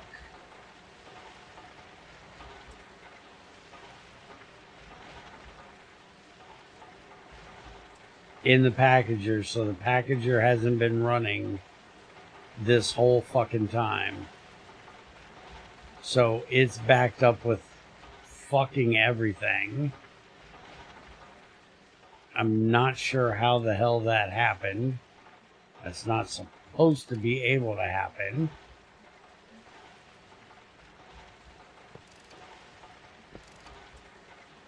Ish.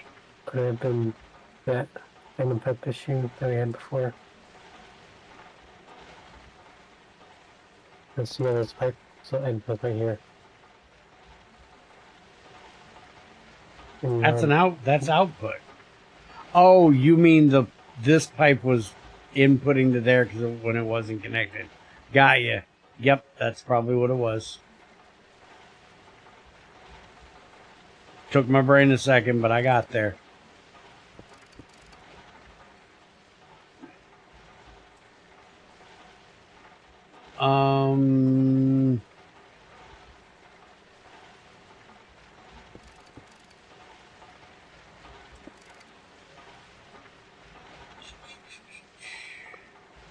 Can you make us a tape that can grab that stone dust? Because we should be getting most of our stone dust over here now. So we really should move that mass storage over there instead of over here. Though How much is? I How don't much is know. in there? It has 150,000 in it. But now that I'm thinking about it, don't right now. Because Yeah, the only thing that could do that right now would be a tape, which requires tungsten coils. yeah. Also, I'm not sure that we want it to do so. Now that I think about it, because Do you I want to don't. waste tungsten foil on stone dust? Well, I definitely wouldn't want to waste that. But also, I don't know what it's going to break if we do that. I took a whole bunch of these off of here. Oh, there they are. So where in the fuck did they all go? There's a whole nother stack of them in my inventory I couldn't find.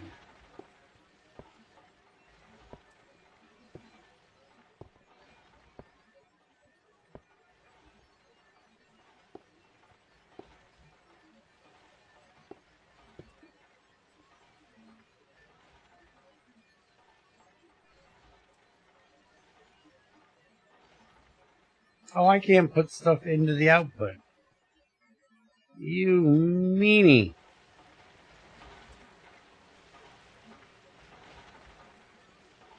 To the perhaps. I know, but GT5 we could shove anything we wanted anywhere. Greg didn't care. He didn't code it that tight. GT6 you absolutely cannot do that. GT5 sucked. You could shove shit just about fucking anywhere you wanted.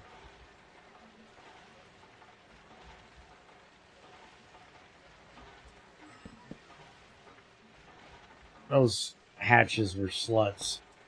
You could stick it anywhere you wanted it. Thanks for things. No, it's because you said you could stick it anywhere you wanted. You knew that was coming.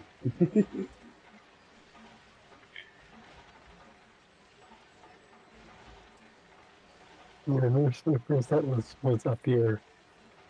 You've been around me too long, fucker.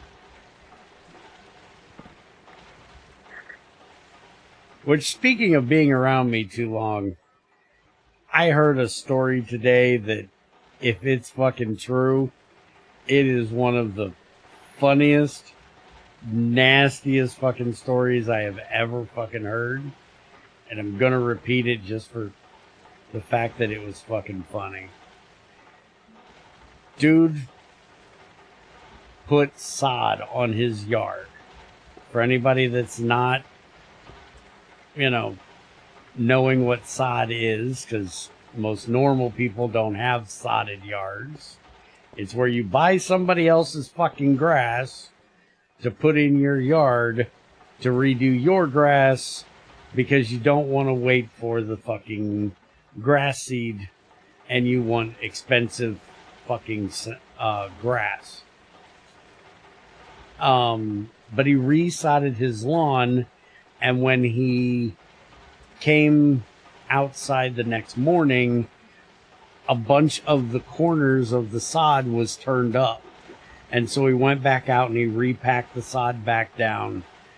And then the next morning he came out, it was that way again.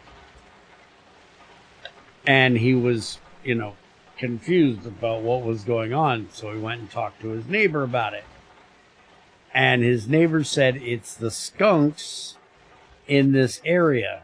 They like to nose at the sod to see if there's anything underneath it. What you do is you get some red pepper flakes, like what they have at Pizza Hut, put on your pizza.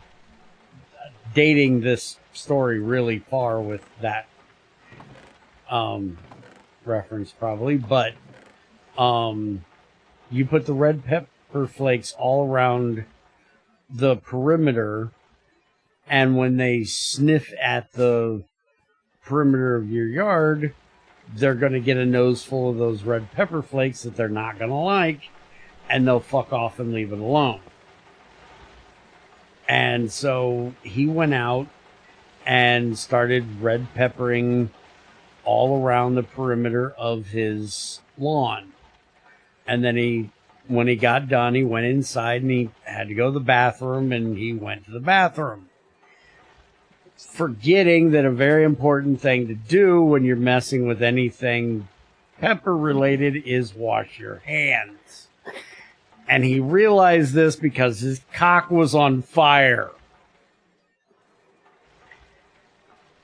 And the only thing he could think of was that he heard that drinking milk helped to take away the sting in your mouth.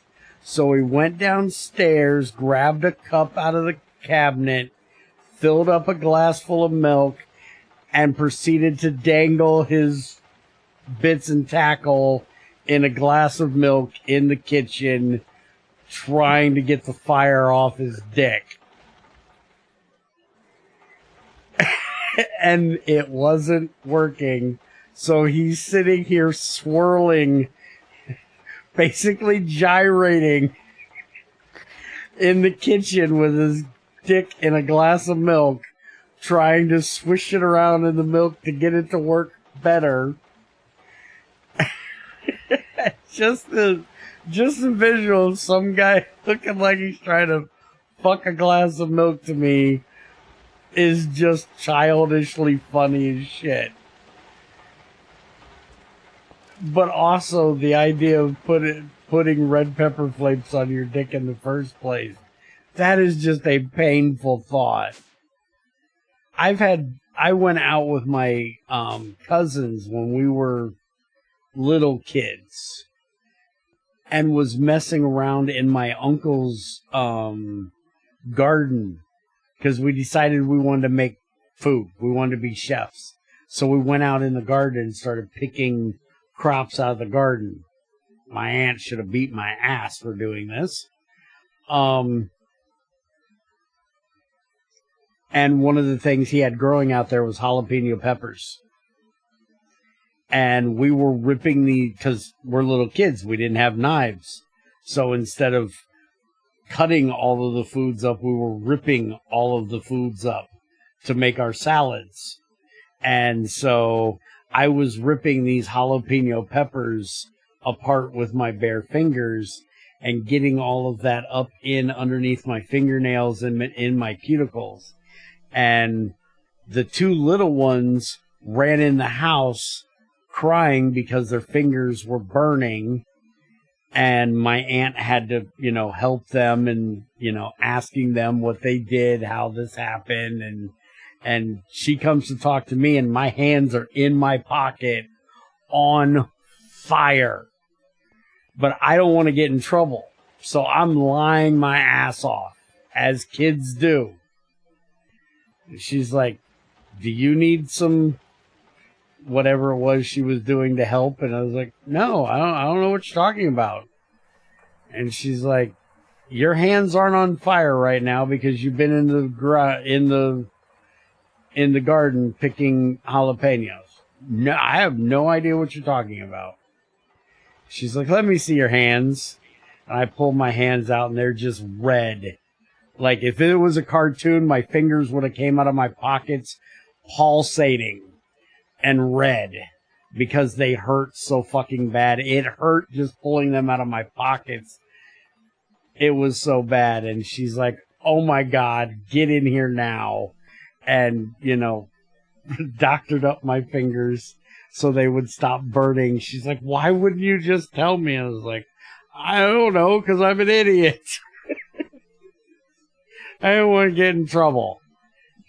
You're going to get in more trouble for lying than you are for being in the garden where you knew you shouldn't have been in the first place.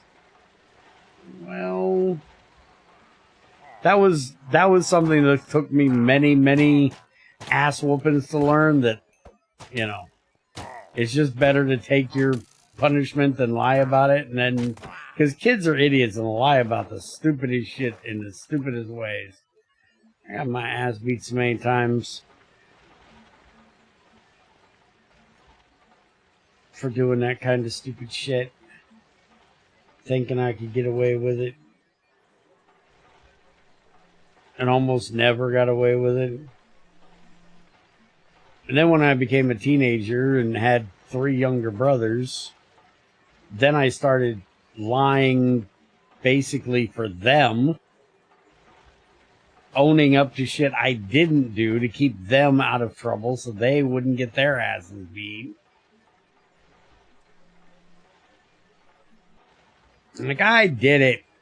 What are you gonna fucking do about it? You know, beat your ass. I'm gonna beat their asses too.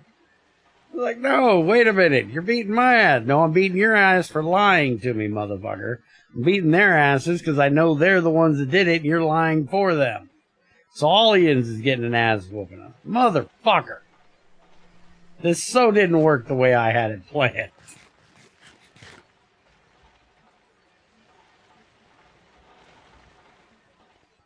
By the way, I have actually gotten something done while I've been running my mouth, believe it or not. I know it's probably hard to believe, but I have actually gotten some work done. I'm almost ready to go mining.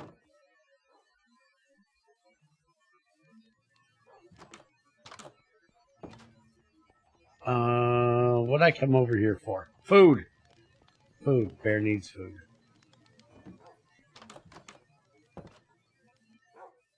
And yeah, depending on the day, I can start whenever you're ready.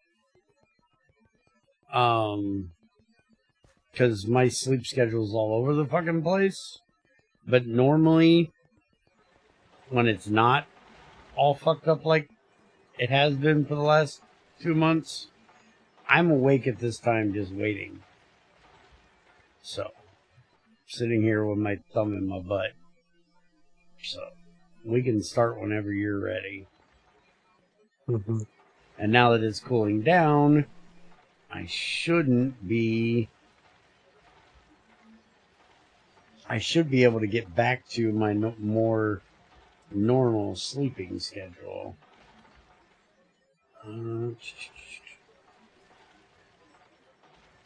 Although now I say that, Junior's now working completely different shifts, so we're doing stuff at a completely different time, so fuck, I don't know. But it should be fine. Just ping my dumbass, and if you can't ping me, get a hold of Crazy. She has cheaty ways of getting my ass to answer when I won't answer anybody else. And actually, if you tell me that we're actually going to be testing that day, because some days I don't know if we're testing or not, or, you know, just playing, I can turn off my streamer mode.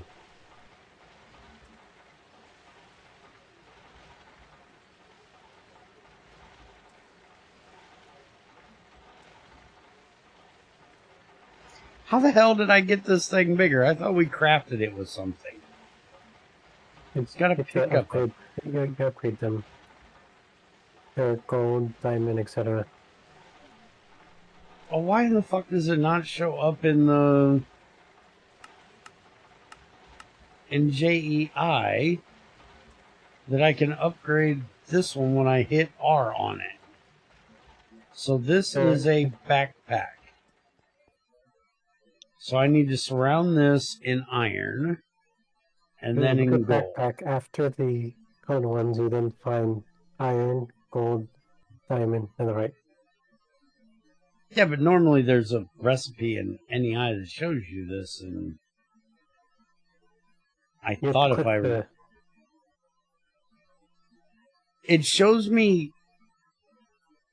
in JEI, if I right-click on the backpack, it shows me that I can do it. But if I was trying to hit U on the backpack that was in my inventory, and it doesn't show me that I can do it, that's where I was confused. Oh. But I got it now. My backpack now has a bunch of slots in it, so I can now Grab a couple stacks of torches. Shove them in my ass. That would be hot. Get my duct tape. Why do I have a tape in here with 13 uses on it? What the fuck? Manufacturer fixed that problem with the crafting together.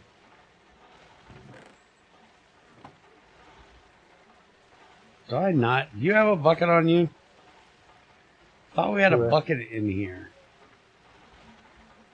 We really need a recipe for making...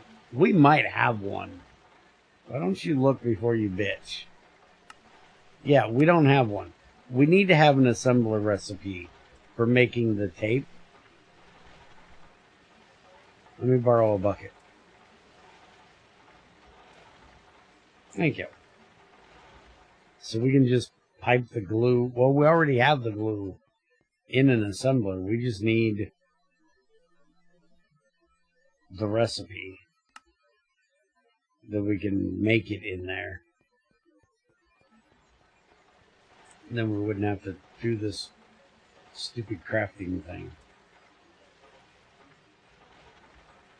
Alright, there you go. I'm off. Go get some magnetite, I think. Yeah. And I'm going to check that tin while I'm there. Get us some oxygen in this shit.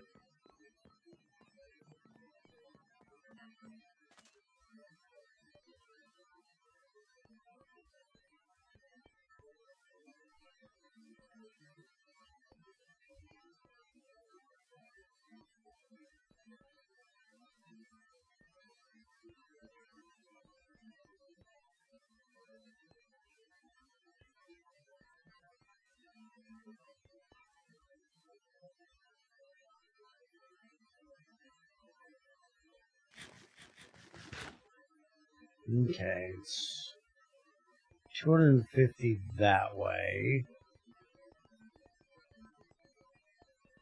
So let's go this way.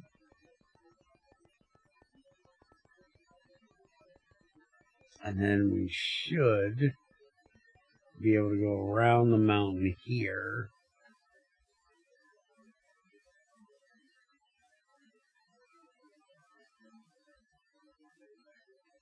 And get to it without having to go over that snow-top frickin' mountain.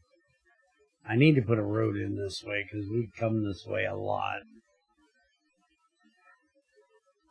No, one thing I think I want to craft, but seems impossible to craft right now is I'm gonna get this experience from upgrade for the backpacks, but as a bottle of enchanting.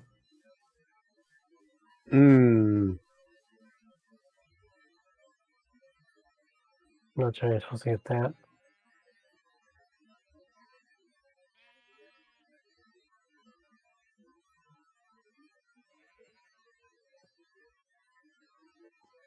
I don't even see that upgrade. Battery upgrade, tank upgrade. One backpack, that one doesn't show all of them. You have to look up the mod ID.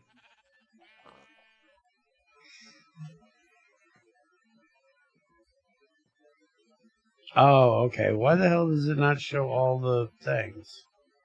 Void upgrade, restock upgrade, Inception makes it possible to put backpacks into backpacks. That's a horrible, horrible idea.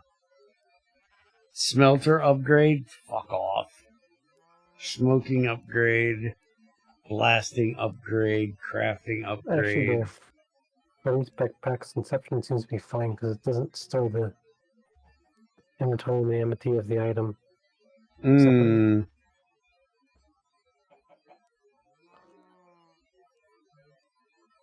Experience up, which you cannot get bottle enchanting unless you find them as loot. You could make a drain if you shift on top of the drain. Collect experience. That's what Greg does in GT6.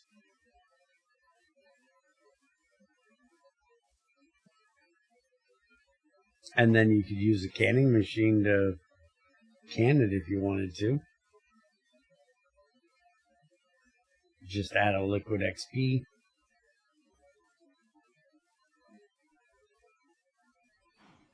And if you want to be really annoying to people like me that hate fucking XP shit and enchanting, you could add a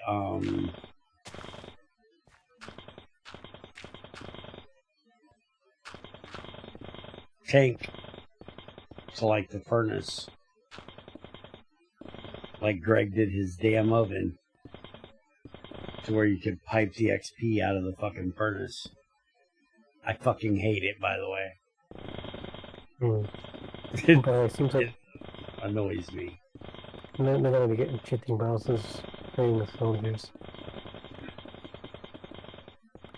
Or is it cleric, apparently?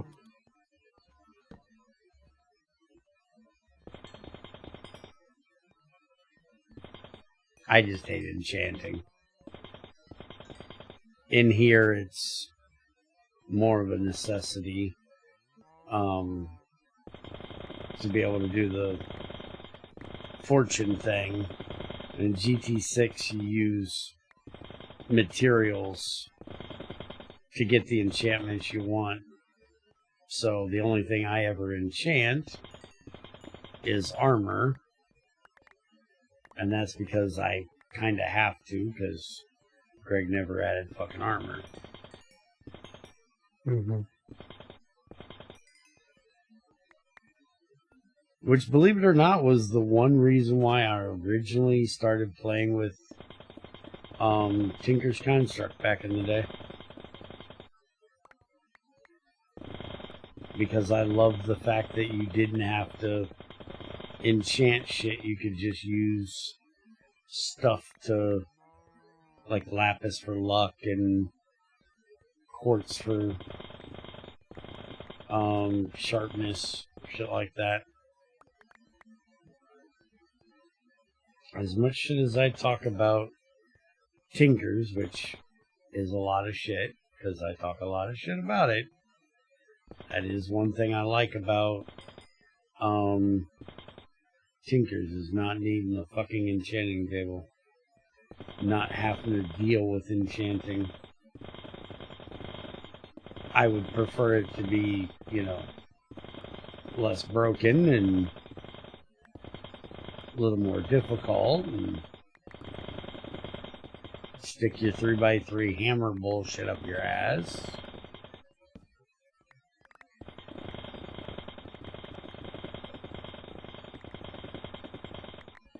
Making everybody think that they have to be able to mine in a 3x3 fucking thing, or they, you know, can't play the fucking game.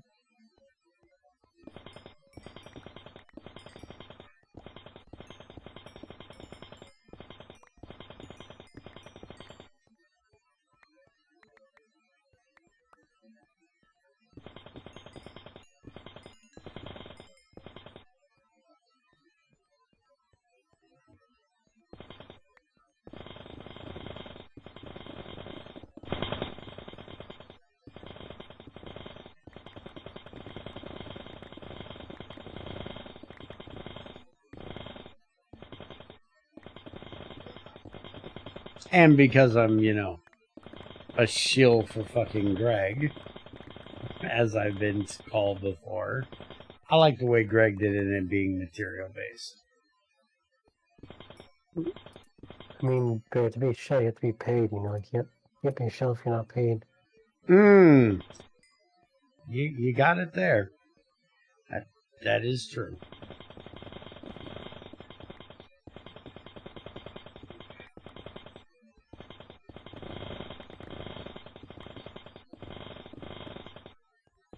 Oh, I've had people fucking make some audacious fucking claims You like everything Greg does.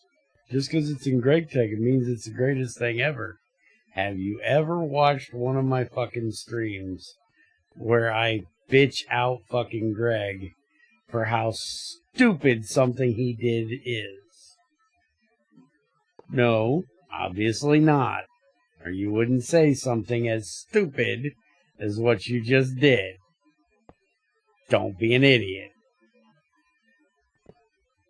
I do not like things just because Greg did it. I like things because Greg does. I like GregTech things usually because Greg uses some fucking logic behind why he does things. The problem is that him and I disagree on those logic things from time to time because he likes to go with Minecraft lore because, you know, you're playing in a Minecraft world. I prefer things to be more realistic. I could give a shit less what Minecraft lore is. If it don't make fucking sense, don't fucking do it.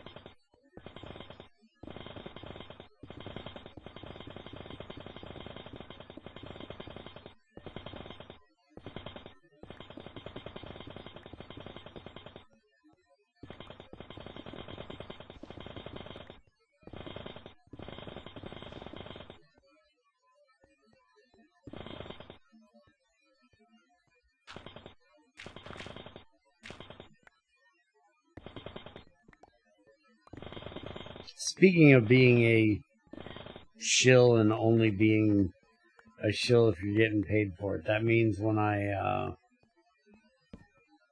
do this stream in a few days, I won't be a shill for that game because I haven't been paid yet. Right? Mm-hmm. Okay. Game that they gave me a free key to, and I haven't even seen where it's required that I do a video or a stream about it, but they gave me an affiliate link that I can use in the videos, and I sat around playing it last night for probably 4 or 5 hours, to be honest, to see if it was something I was going to like, because it's not my style of game. And even though it's not my style of game, I still kind of like it. I've been enjoying it. And I played, you know, for 4 or 5 fucking hours. I couldn't play it for 4 or 5 hours if I didn't like it. So I think I'm gonna do a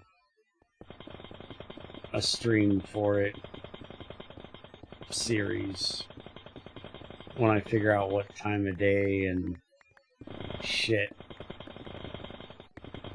and start a whole new thing and do it.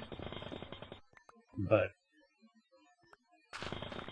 I always told people that if I promoted something on my channel, it would be something that I agreed with. So normally I would do a blind playthrough, but since this was something I didn't know anything about and I could possibly make something, I'm sure it's not anything with the size of our audience.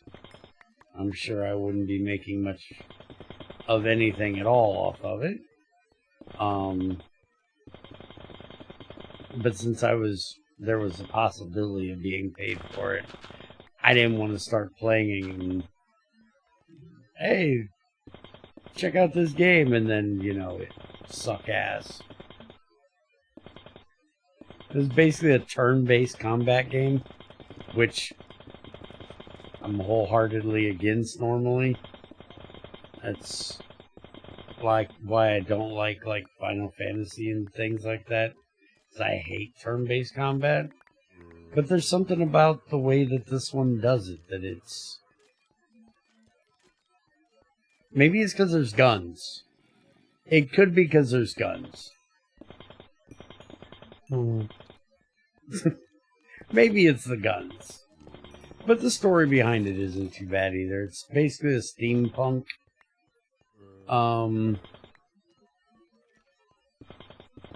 game.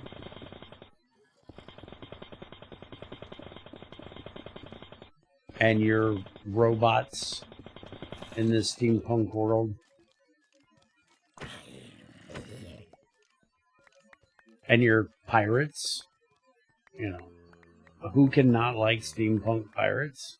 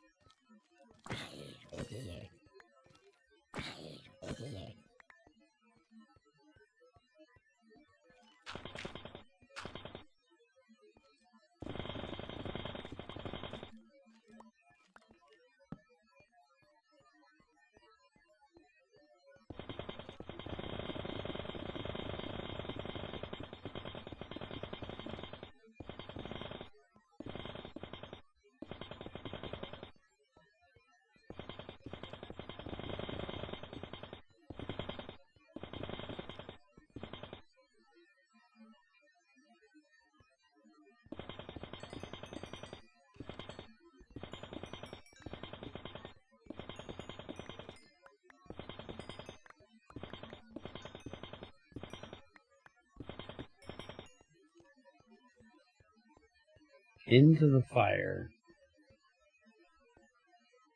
This blaze rod, isn't it? Yeah.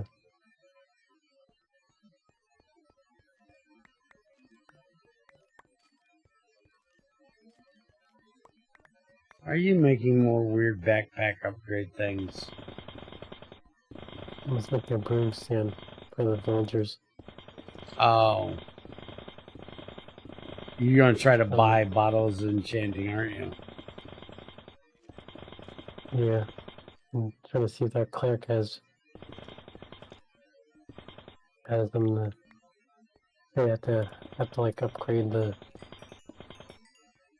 it to master or to see. I just find it funny that you're wanting this experience upgrade backpack when you could literally ask me to enchant just about anything you wanted, because I'm usually walking around with 50 to 70 levels on me. You really don't need it.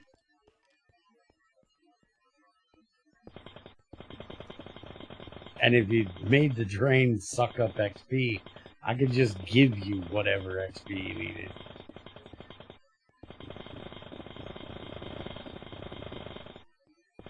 Mm-hmm.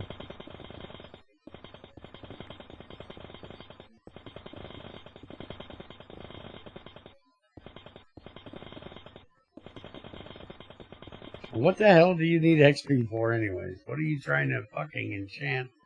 We don't already have enchanted. XP. I just wanna store my XP until.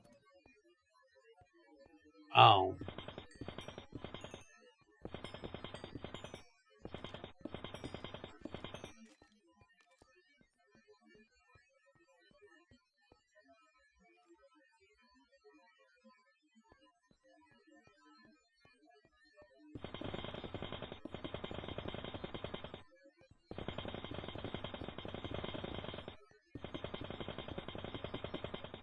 By the way, there's some of these backpack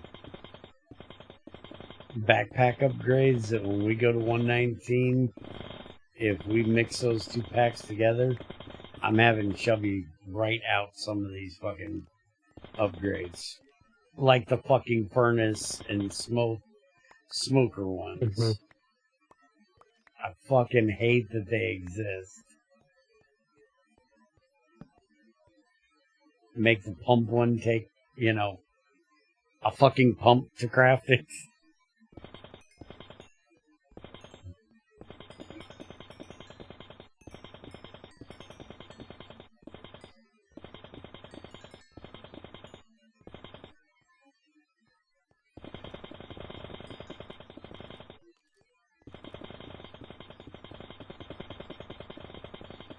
Oh, did you see in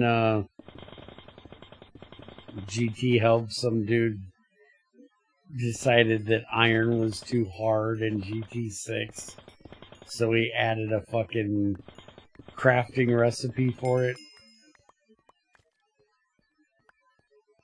No, not really. He was wanting me to help him with the fucking Mind Tweaker script for it, and I was like, no, I won't help you do something that I disagree with.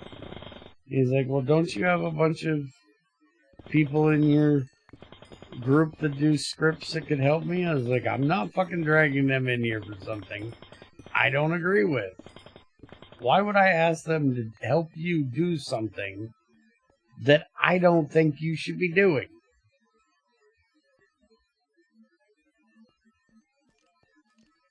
It's not gonna happen. Yeah, he made a recipe where you can just mix hematite, calcite, and coal dust or charcoal dust and make iron dust in your inventory. And then make iron smeltable in a fucking furnace. I fucking hate it.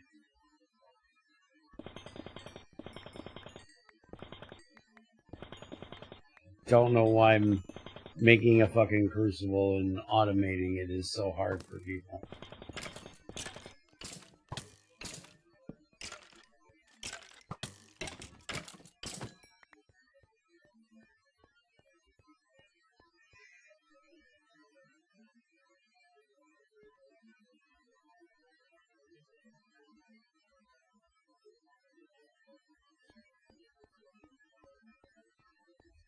It was the one time Overmind pulled his "but it's already easy" thing on somebody that I had to agree with it.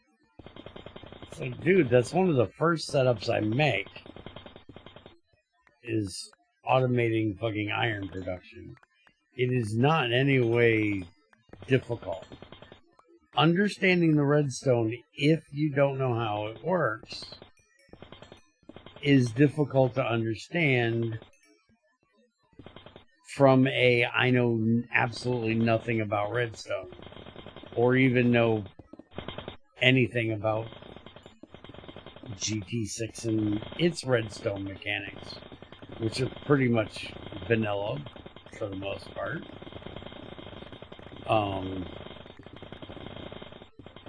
But there's a guy, he's an asshole, but there's a guy on the internet that literally showed you exactly how to set it up. It takes like 5 minutes. Well, if you get him to shut up and stop rambling, the video would probably be only 5 minutes. It's probably 15 minutes. Because he likes to ramble a lot.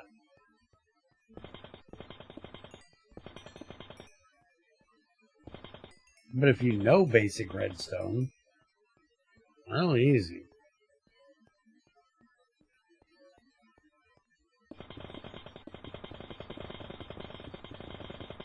So granted, when I first started doing GT6, I didn't know basic redstone. I hated redstone.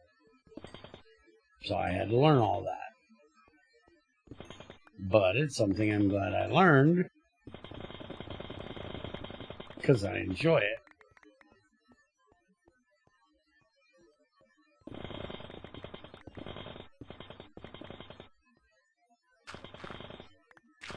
And it's all thanks to Greg, because he's the greatest.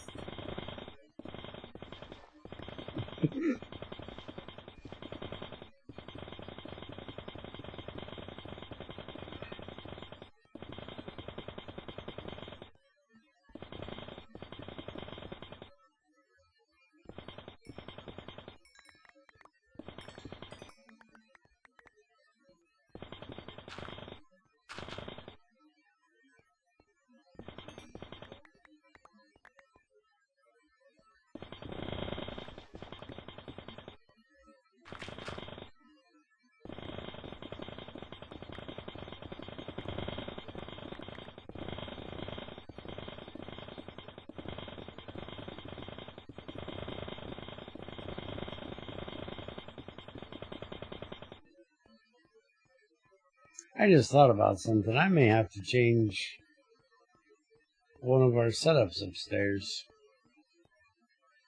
Because I do believe I have all the magnetite going in to be bathed in mercury to get gold. And that's going to make getting the oxygen out of it a bit of a pain in the ass. Because I don't know that we have that much mercury right now. I don't know that we have any mercury right now. I may have to go get some fucking redstone.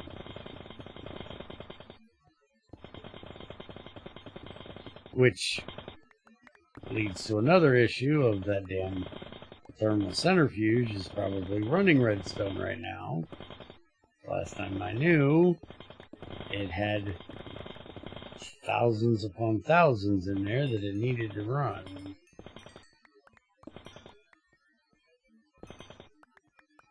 So it may just be that we need to deal with the damn thing. Oh, right. It still has over 4,000, has 4,950 left to run for sun.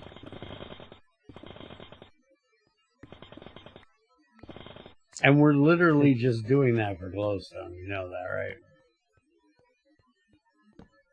That's the only reason why we're running it through the thermal. I'm just trying to justify in my head upgrading that thermal to a higher one so it'll go faster. And it's like, is it really worth it? No, it really isn't. I need to get the damn mass, the multi-block thing where we can dump like a bunch of them in there. Processing array. I need to get the processing array made for that fucking thing. Which means I need oxygen. All goes back to we need fucking oxygen.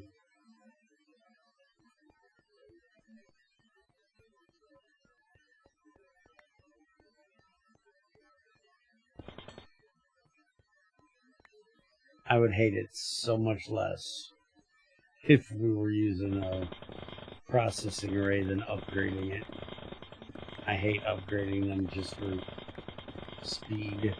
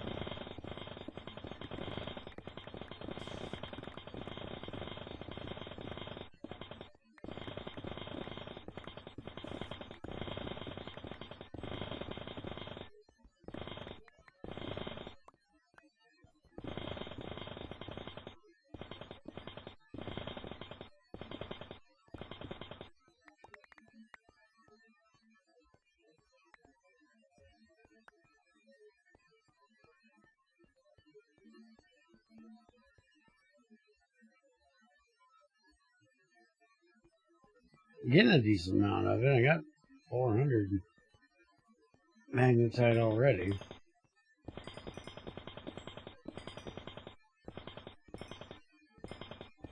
That's, well, it's not 1-to-1, but it's close. It's like 500 bucks of oxygen. Something like that. I guess you can't like do anything here until I get oxygen, right? Say what? Guess you can't like do anything here until you get oxygen, right? Mm-hmm. I'm gonna go grab tin after this. Macerator will give me even better oxygen. And it'll give it to us quicker because we ain't got to deal with the mercury thing, which I may put a bypass in for the mercury thing too. So that just made me think of something. Doesn't tantalite give oxygen? Though I don't know what we actually need. Yes, it does. It gives us 6 buckets out of 9. That's not bad. I just don't know what we need tantalum in here for. Do we even have a fucking use for... No, tantalum doesn't even have a fucking use in here.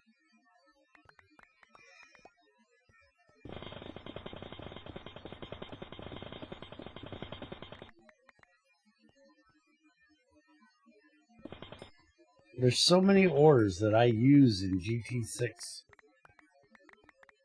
all the time that were never used in GT5. Well, actually, it's apparently one use for tantalum is tantalum capacitor. Apparently, it's the only thing it's used for.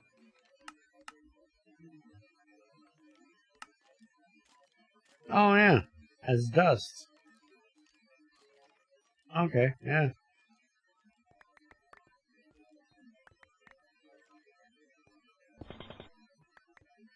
I see Greg has tantalum, titanium? No, that's niobium. Right?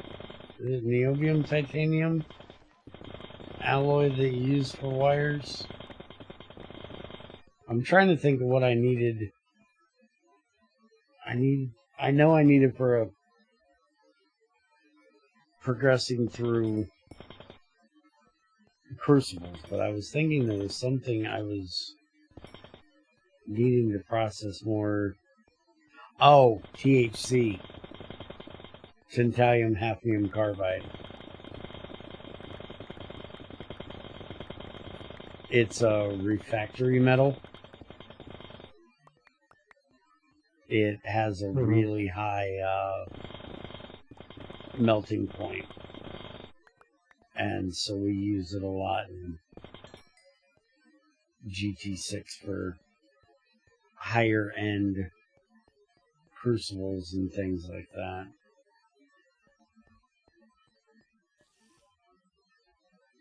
Doesn't seem much use for that in here because we don't have crucibles. I think of maybe the pipes, but I don't know.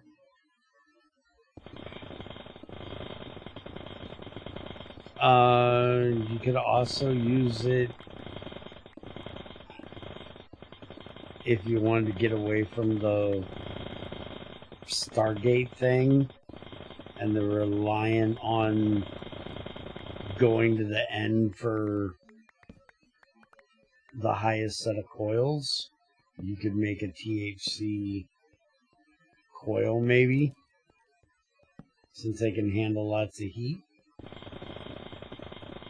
and basically have them the same as Naquita coils.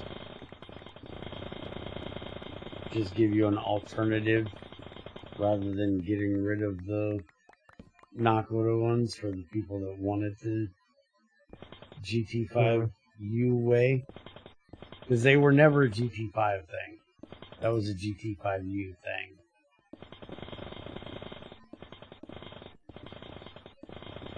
But that's another option you could use it for. I know there was also, we were looking up different uses for Tantalium back when Greg added the THC thing. There's also a carbide, Tantalium carbide, that has decent durability too. It would be like an alternative to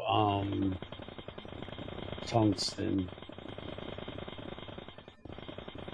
since you need tungsten for tungsten steel and shit like that. Using it for tools doesn't make as much sense.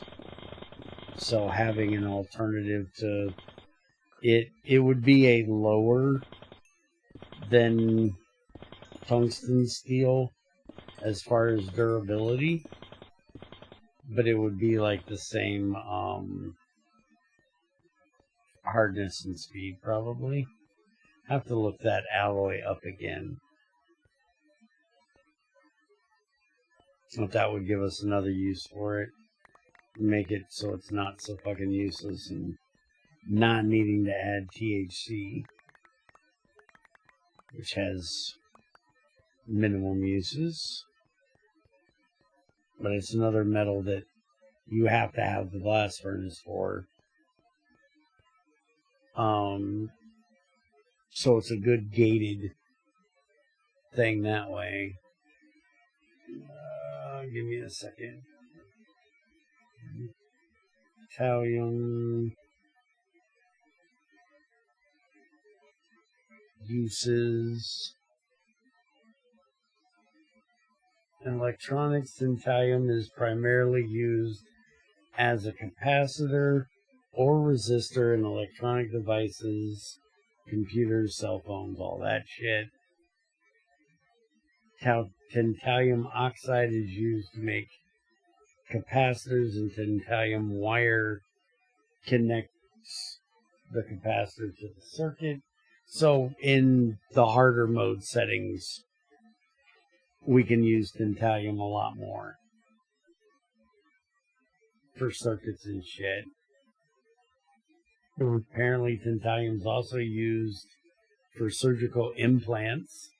I always thought it was used, they use titanium for that, but it says Tantalium is used in surgical implants, sutures, cranial plates, and gauzes. It's used because it doesn't react with body fluids, doesn't irritate the body, and doesn't cause any immune response in mammals.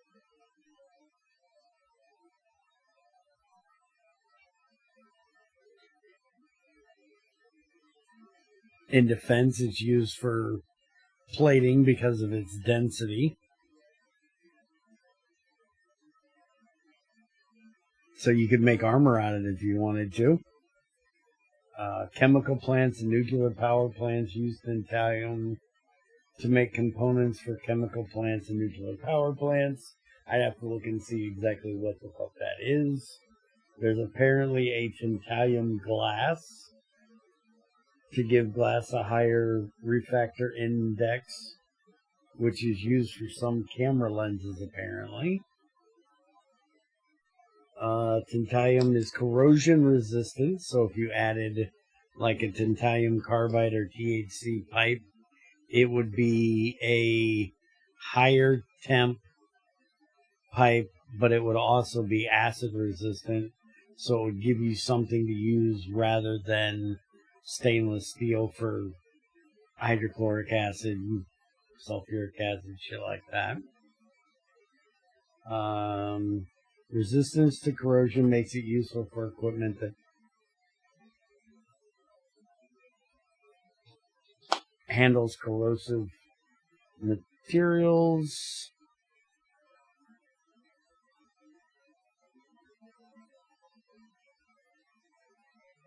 Titanium is alloyed with steel to increase its strength, ductility, and melting point.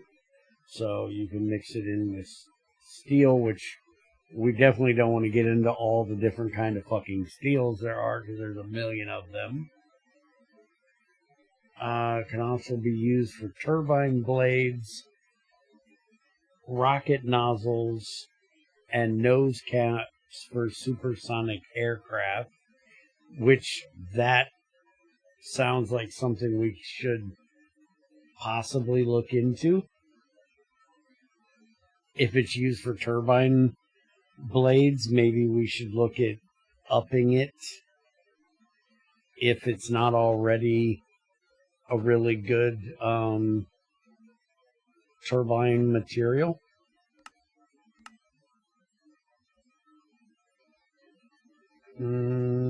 Let's see. Trying to find palladium, tungsten, black steel, blue steel, cobalt brass, nakoda. Though if we change any of these numbers, it's going to fuck with the GT5 stuff. So I don't even see titanium as a turbine. Yeah, we don't even have titanium where we can use it as a turbine. So even if we did add, we could add one, we wouldn't be changing anything. And we could make a titanium and or titanium carbide. That would be another idea. Make it for using a really durable, higher tier output turbine rotor. It's another idea we could use it for. By looking up the Wikipedia page that I am in the to-do list. Hold on, try that again. And then the Wikipedia page to titanium in the to-do list.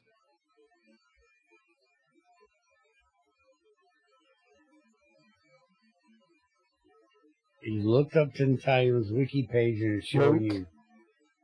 Link Oh, in the to-do link list. where I'm reading this. I just typed in titanium uses in Google, and it's their AI overview that's giving me this crap. I'm not even looking at an actual wiki page. So, you know, do you trust Google's AI bullshit? Because that's what I'm getting. It has cited things where you can click on it to get science education at Jefferson Lab for one of them, Titanium information, Royal Society of... Considering that AI tried to tell people to put glue in their pizza, I'm not confident in their AI. Yeah. That was like the guy that was trying to write that code. He was using ChatGPT to try to write his fucking mind tweaker code for him. It's like, are you seriously that fucking lazy? Obviously, if you're trying to write code to make iron easier in GT6, you're that fucking lazy. But speaking of, did you hear that there's a couple lawyers that got in deep shit because they tried to have ChatGPT write their briefs for court, and the fucking thing were citing cases that didn't exist, and they didn't proofread it. They didn't go check that the cases actually existed and that the cases said what the thing wrote that they said. And dude got in all kinds of shit for using ChatGPT to do his work. Judge was not fucking happy. That's what happens when you use AI. I discussed it with XAR because he uses it for writing his code for work, and I gave him the same shit that I would give anybody. Well, ain't that what they're fucking paying you for, you lazy prick? Why are you trying to use a AI program to write the code that you're getting paid to fucking write? Shouldn't the company just buy the fucking program you're using to do it and let it fucking do it and not pay your dumbass? And the way he uses it, I can kind of see around it a little bit, because he basically goes through and sets the parameters of what this thing can and cannot do, and he's basically just using it to spit out the code as he would write it, and only allowing it to use the parameters that he gives it. He's not putting in, write me code to do blank. He's filling in all of the different things and telling it what specific functions that need to be used, and then it's just formatting them for him, basically. And that makes more sense, because then at least, A, he has to know what the fuck he's doing in the first place to be able to tell it all of these parameters and shit. And, he goes through and tests out the code. He doesn't just, turn in for work the next day and go, here you go, here's the code, and it blows up whatever the fuck's supposed to be controlled or whatever. I don't know what the fuck he codes shit for. But I would think anything that ChatGPT would write would be blowing up, even if it's a coffee maker. I don't trust AI to do shit, so. I have to admit that I kind of do use AI indirectly, and that ID comes with a bit of AI integrated into it. It just allows me to auto-complete my user code sometimes. Mm. But it's not like it's like, generating whole chunks of code or anything. It's just, it was a little bit of time. It's nice.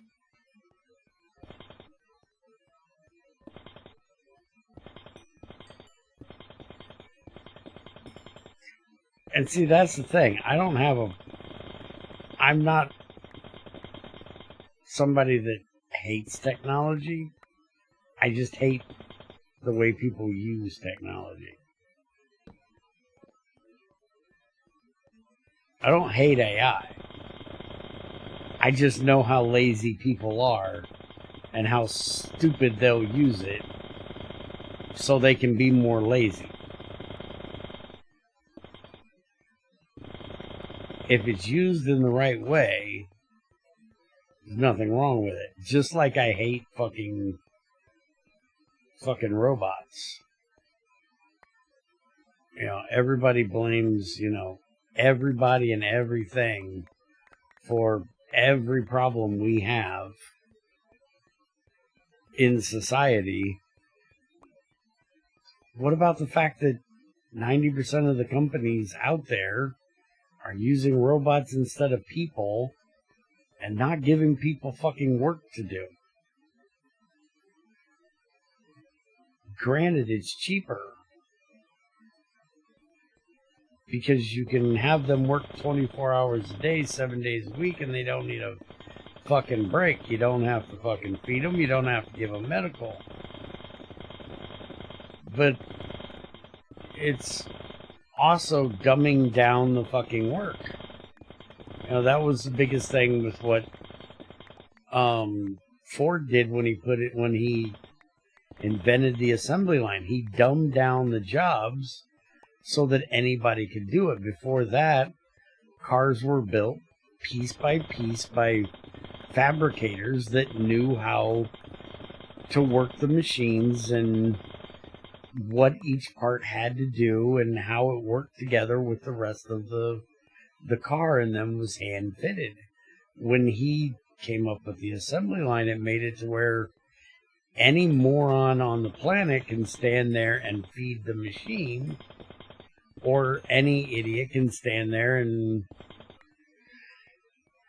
and screw a screw into a fucking hole. It doesn't take any fucking knowledge about what that screw is holding in, what the part is doing, but in that way it made more jobs.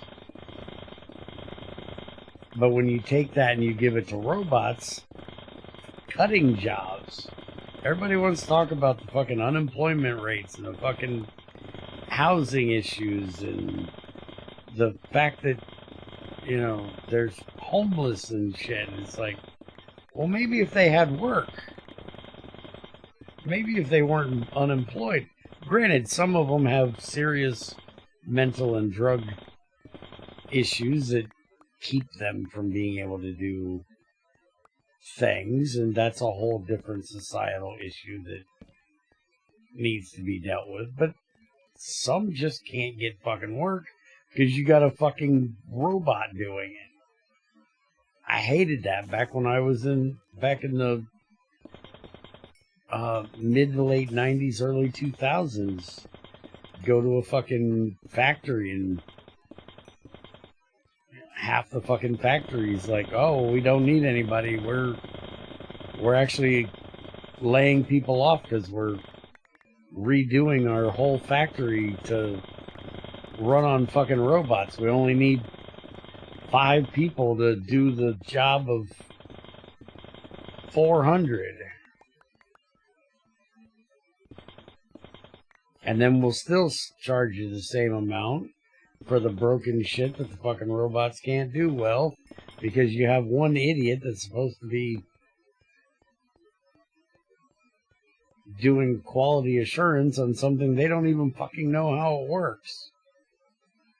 How can you assure that it works just because some idiot said make sure this fits in between this slot and this slot? I hated QA in fucking factories. Don't check the fucking actual parameters of it. Just take these 2 things and make sure it fits inside of there. Why are you hiring somebody to do this? Can you not take this to a fucking elementary school and give it to kindergartners?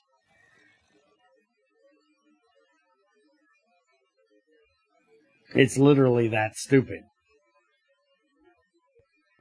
Can you put this block in between into this slot in this here? Yes. Okay, will it fit in between into this slot? No. Okay, it's bad. That's literally all QA is anymore. For most things. I have no idea of anything else. Some of them they have to do, you know, pressure testing and things like that, but a lot of things are just that stupid.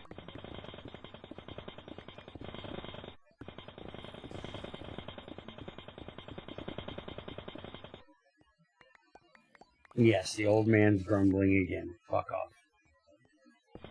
I like to grumble.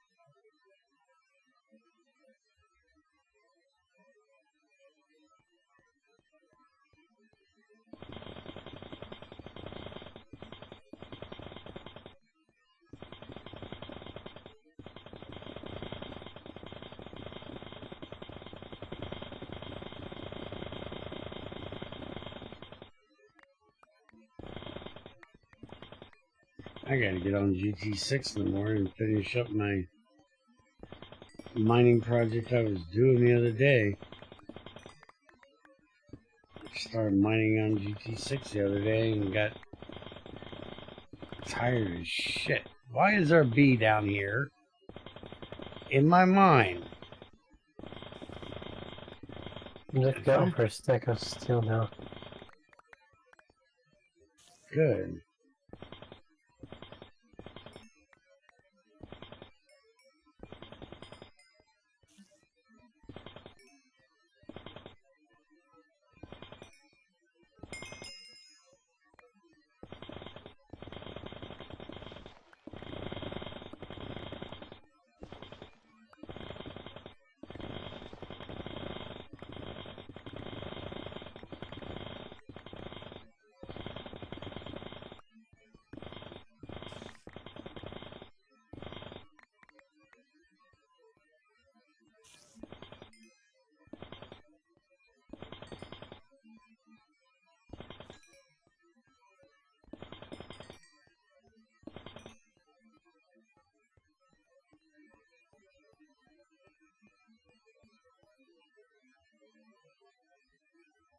I'm up to 700 magnetite.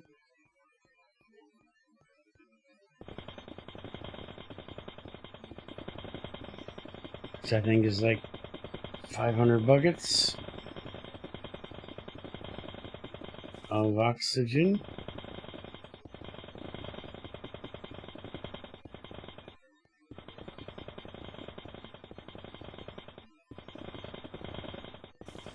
Mm-hmm.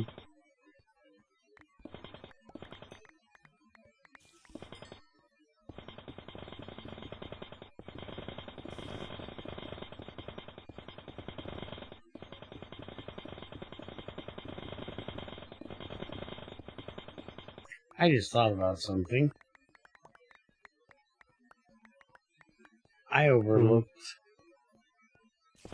a somewhat easy way of getting oxygen that I normally do in GT5. Give me 1 second. Pick this crap up. I'm gonna go look it up and make sure it's possible.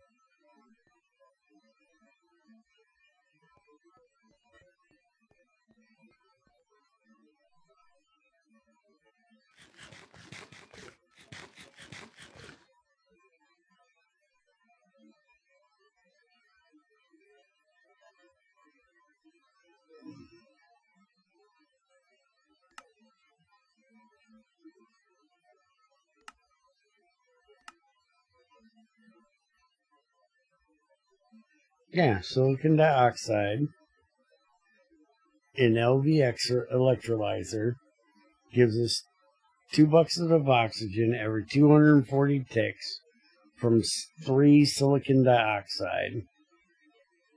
And you can get silicon dioxide from glass dust in a centrifuge every 80 ticks. It's like a Rube Goldberg machine we have to build to do this, by the way. And then you use a furnace. Well, you use a hammer first. You make a forge hammer that every 10 ticks breaks glass into glass dust.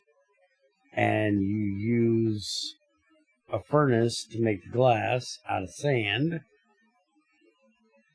And you get the sand from, wait a minute, do we not, yeah, there it is, macerating, cobblestone. So we could literally get it just out of a cobblestone generator if we wanted to. I'm pretty sure we have tons of,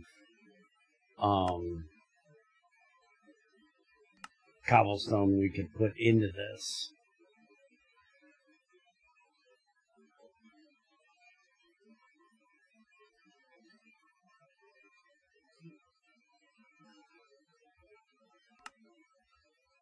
We can also use a forge hammer from gravel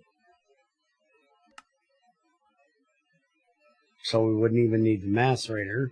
We could use 2 forge hammers, one for the cobble, and then one for the gravel into the sand. Because the macerator takes like 100 ticks, the forge hammer takes like 10 ticks. It's way fucking faster.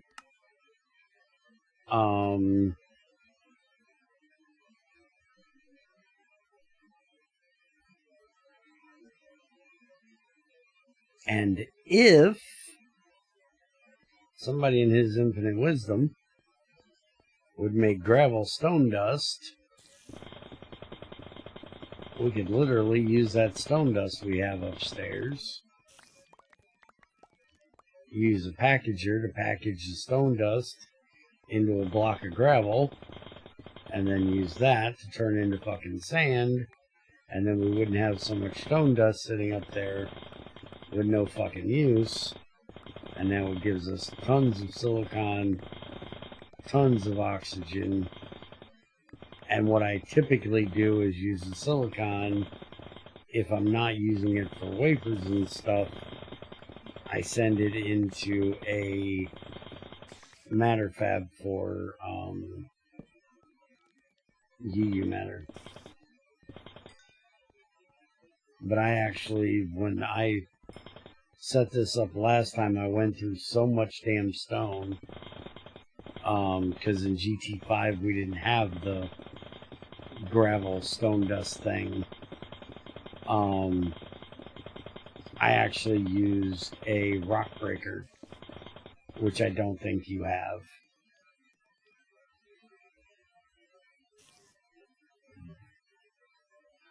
Yeah, that's one machine from GT5 you don't have.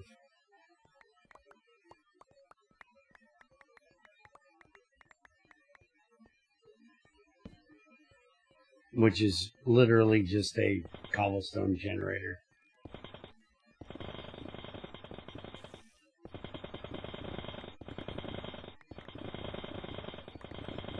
Set up a whole bunch of them so it would sit there and make me cobblestone.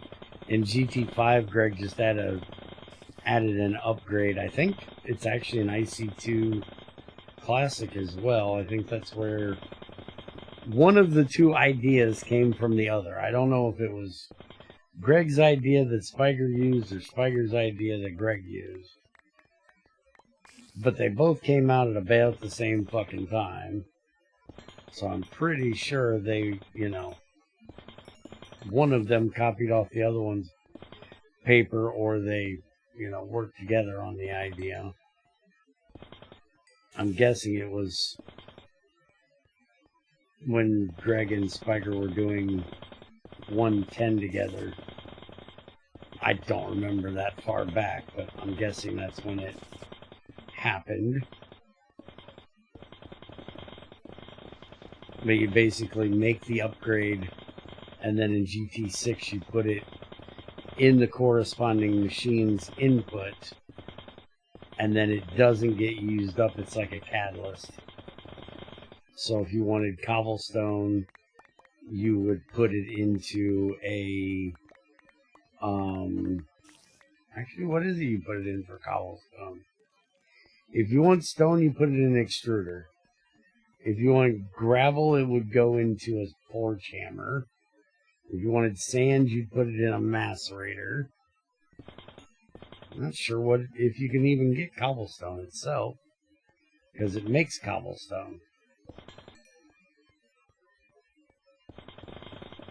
But putting it in an extruder would make it into a block of stone, because extruders are heating in GT6. I never used it in GT6, so I'm not 100% sure on this. Because I hate cobblestone generators. I prefer to mine my shit. But it is a way of doing it.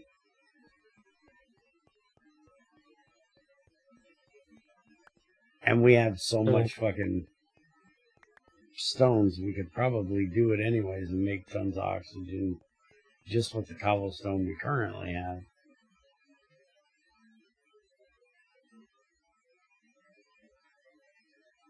But I put the still in the enemy system. We have over 2 stacks soon.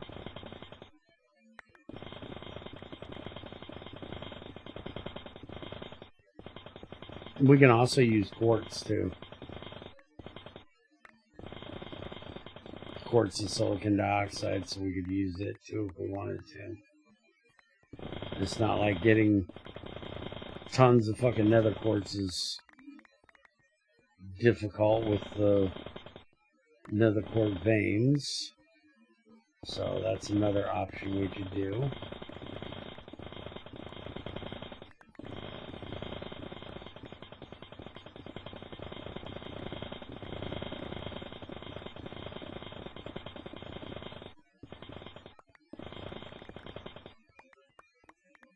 Damn, I thought this was going to be low enough that it was the last one, but it's not. I'm going to do 2.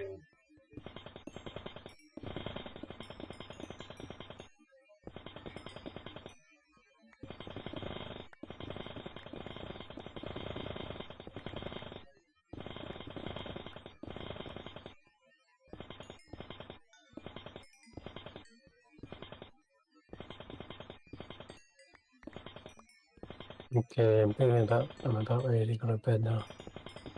Okay. Give me just a second. I'll finish what I'm doing because I need to get the hell out of here soon too. Junior's gonna be getting up to do his stream in like 20 minutes. So I need to get the hell off of here and go drag his ass out of bed and get some dinner and get ready to stream with him. So let me tape up these boxes and I'll be back. Why did I just do that? Seriously, would you stop doing that?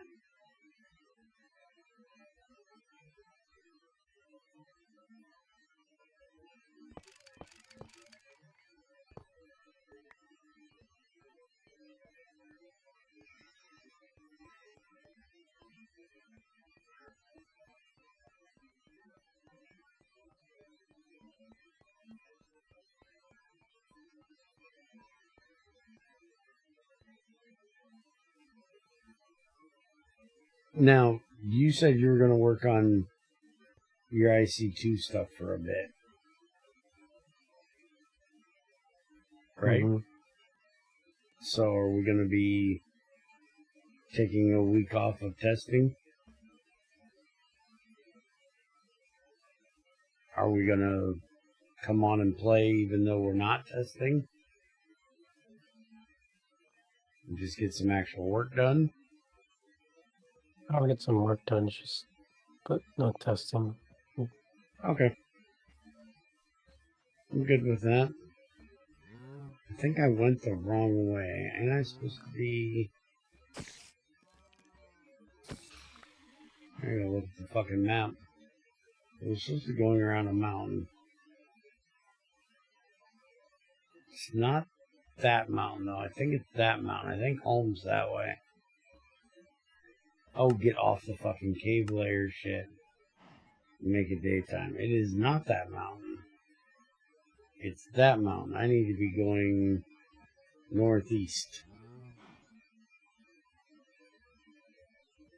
So is it that mountain? I don't know which way northeast is. Hi, Yoshi? That's the wrong Yoshi. That's not our Yoshi. But hi, Yoshi. Imposter Yoshi. Welcome to Bear's Den. You got here just in time because we're fucking leaving.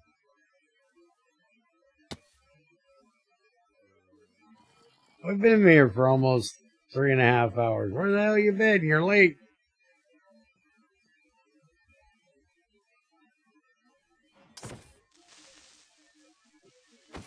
Don't let it happen again, or we're docking your pay.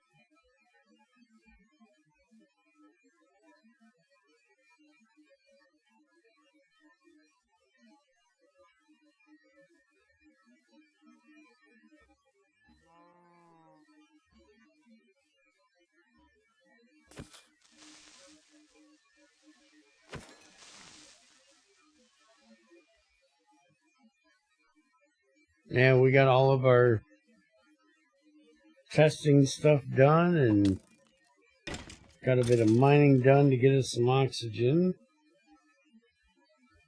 for our current project.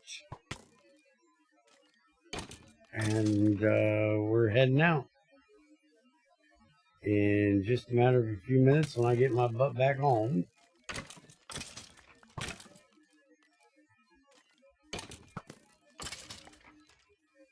And then we'll be over on our other channel. Well, I will with my son,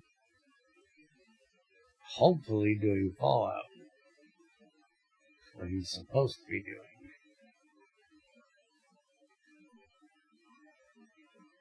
Well, with him, who knows?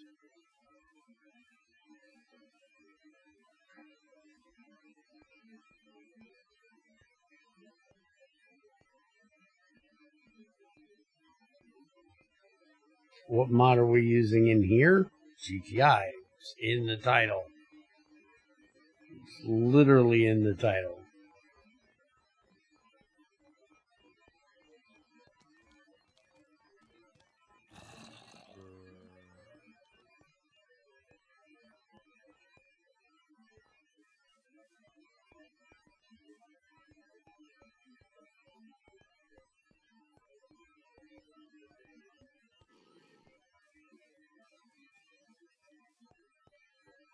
At least I asked what mod we're using, not is this vanilla?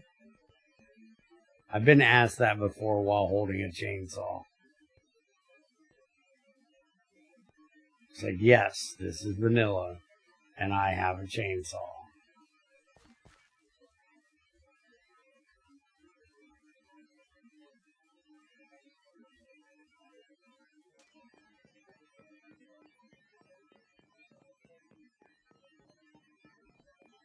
And a drill, and a jackhammer,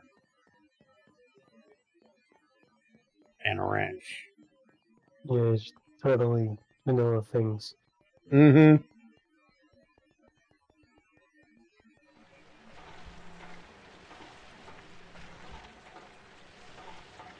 I could kind of overlook it if it wasn't for the fact that I was holding the chainsaw. Because usually when they ask that question, I'm out wandering in the wilderness somewhere, not in the factory. If they asked when I was in the factory, then it's just one of those, do I really have to slap somebody stupid today? Kind of questions. Did you really ask me that with all these machines? Is this server public? Absolutely fucking not. Do you think I'm fucking stupid and let random people come onto our testing server?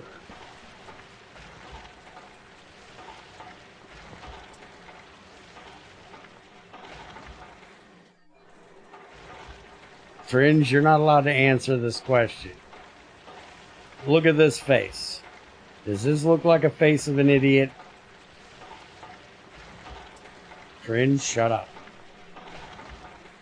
Not that kind of idiot. You're not allowed to answer that.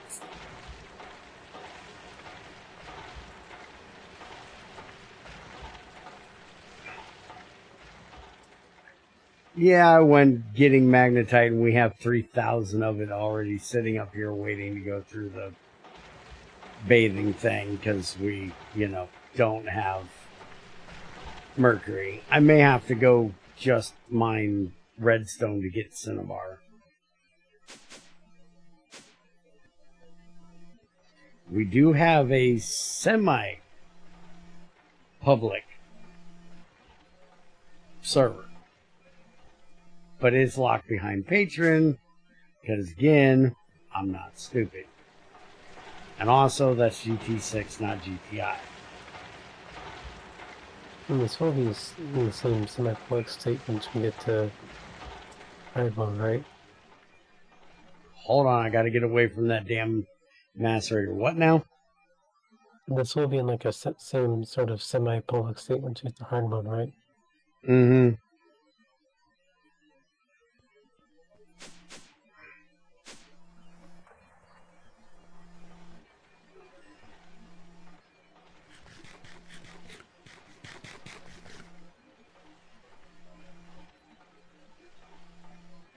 I just wonder when people ask me if the server's public, if they've ever played on an actual true public server. Do you know how fucking stupid people are on public servers? You have to have like rules for everything, or you end up with an anarchy server where people just run around blowing everything up and killing one another. Because people are stupid and childish. Yeah, that will do the place like BTT or something.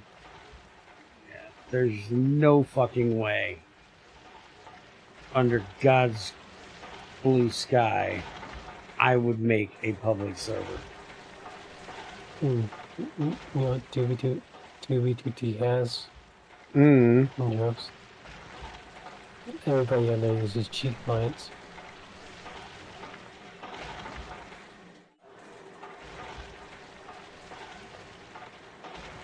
It's kind of like a necessity to be on that server. I don't doubt it. Because if you don't, then you're at a disadvantage.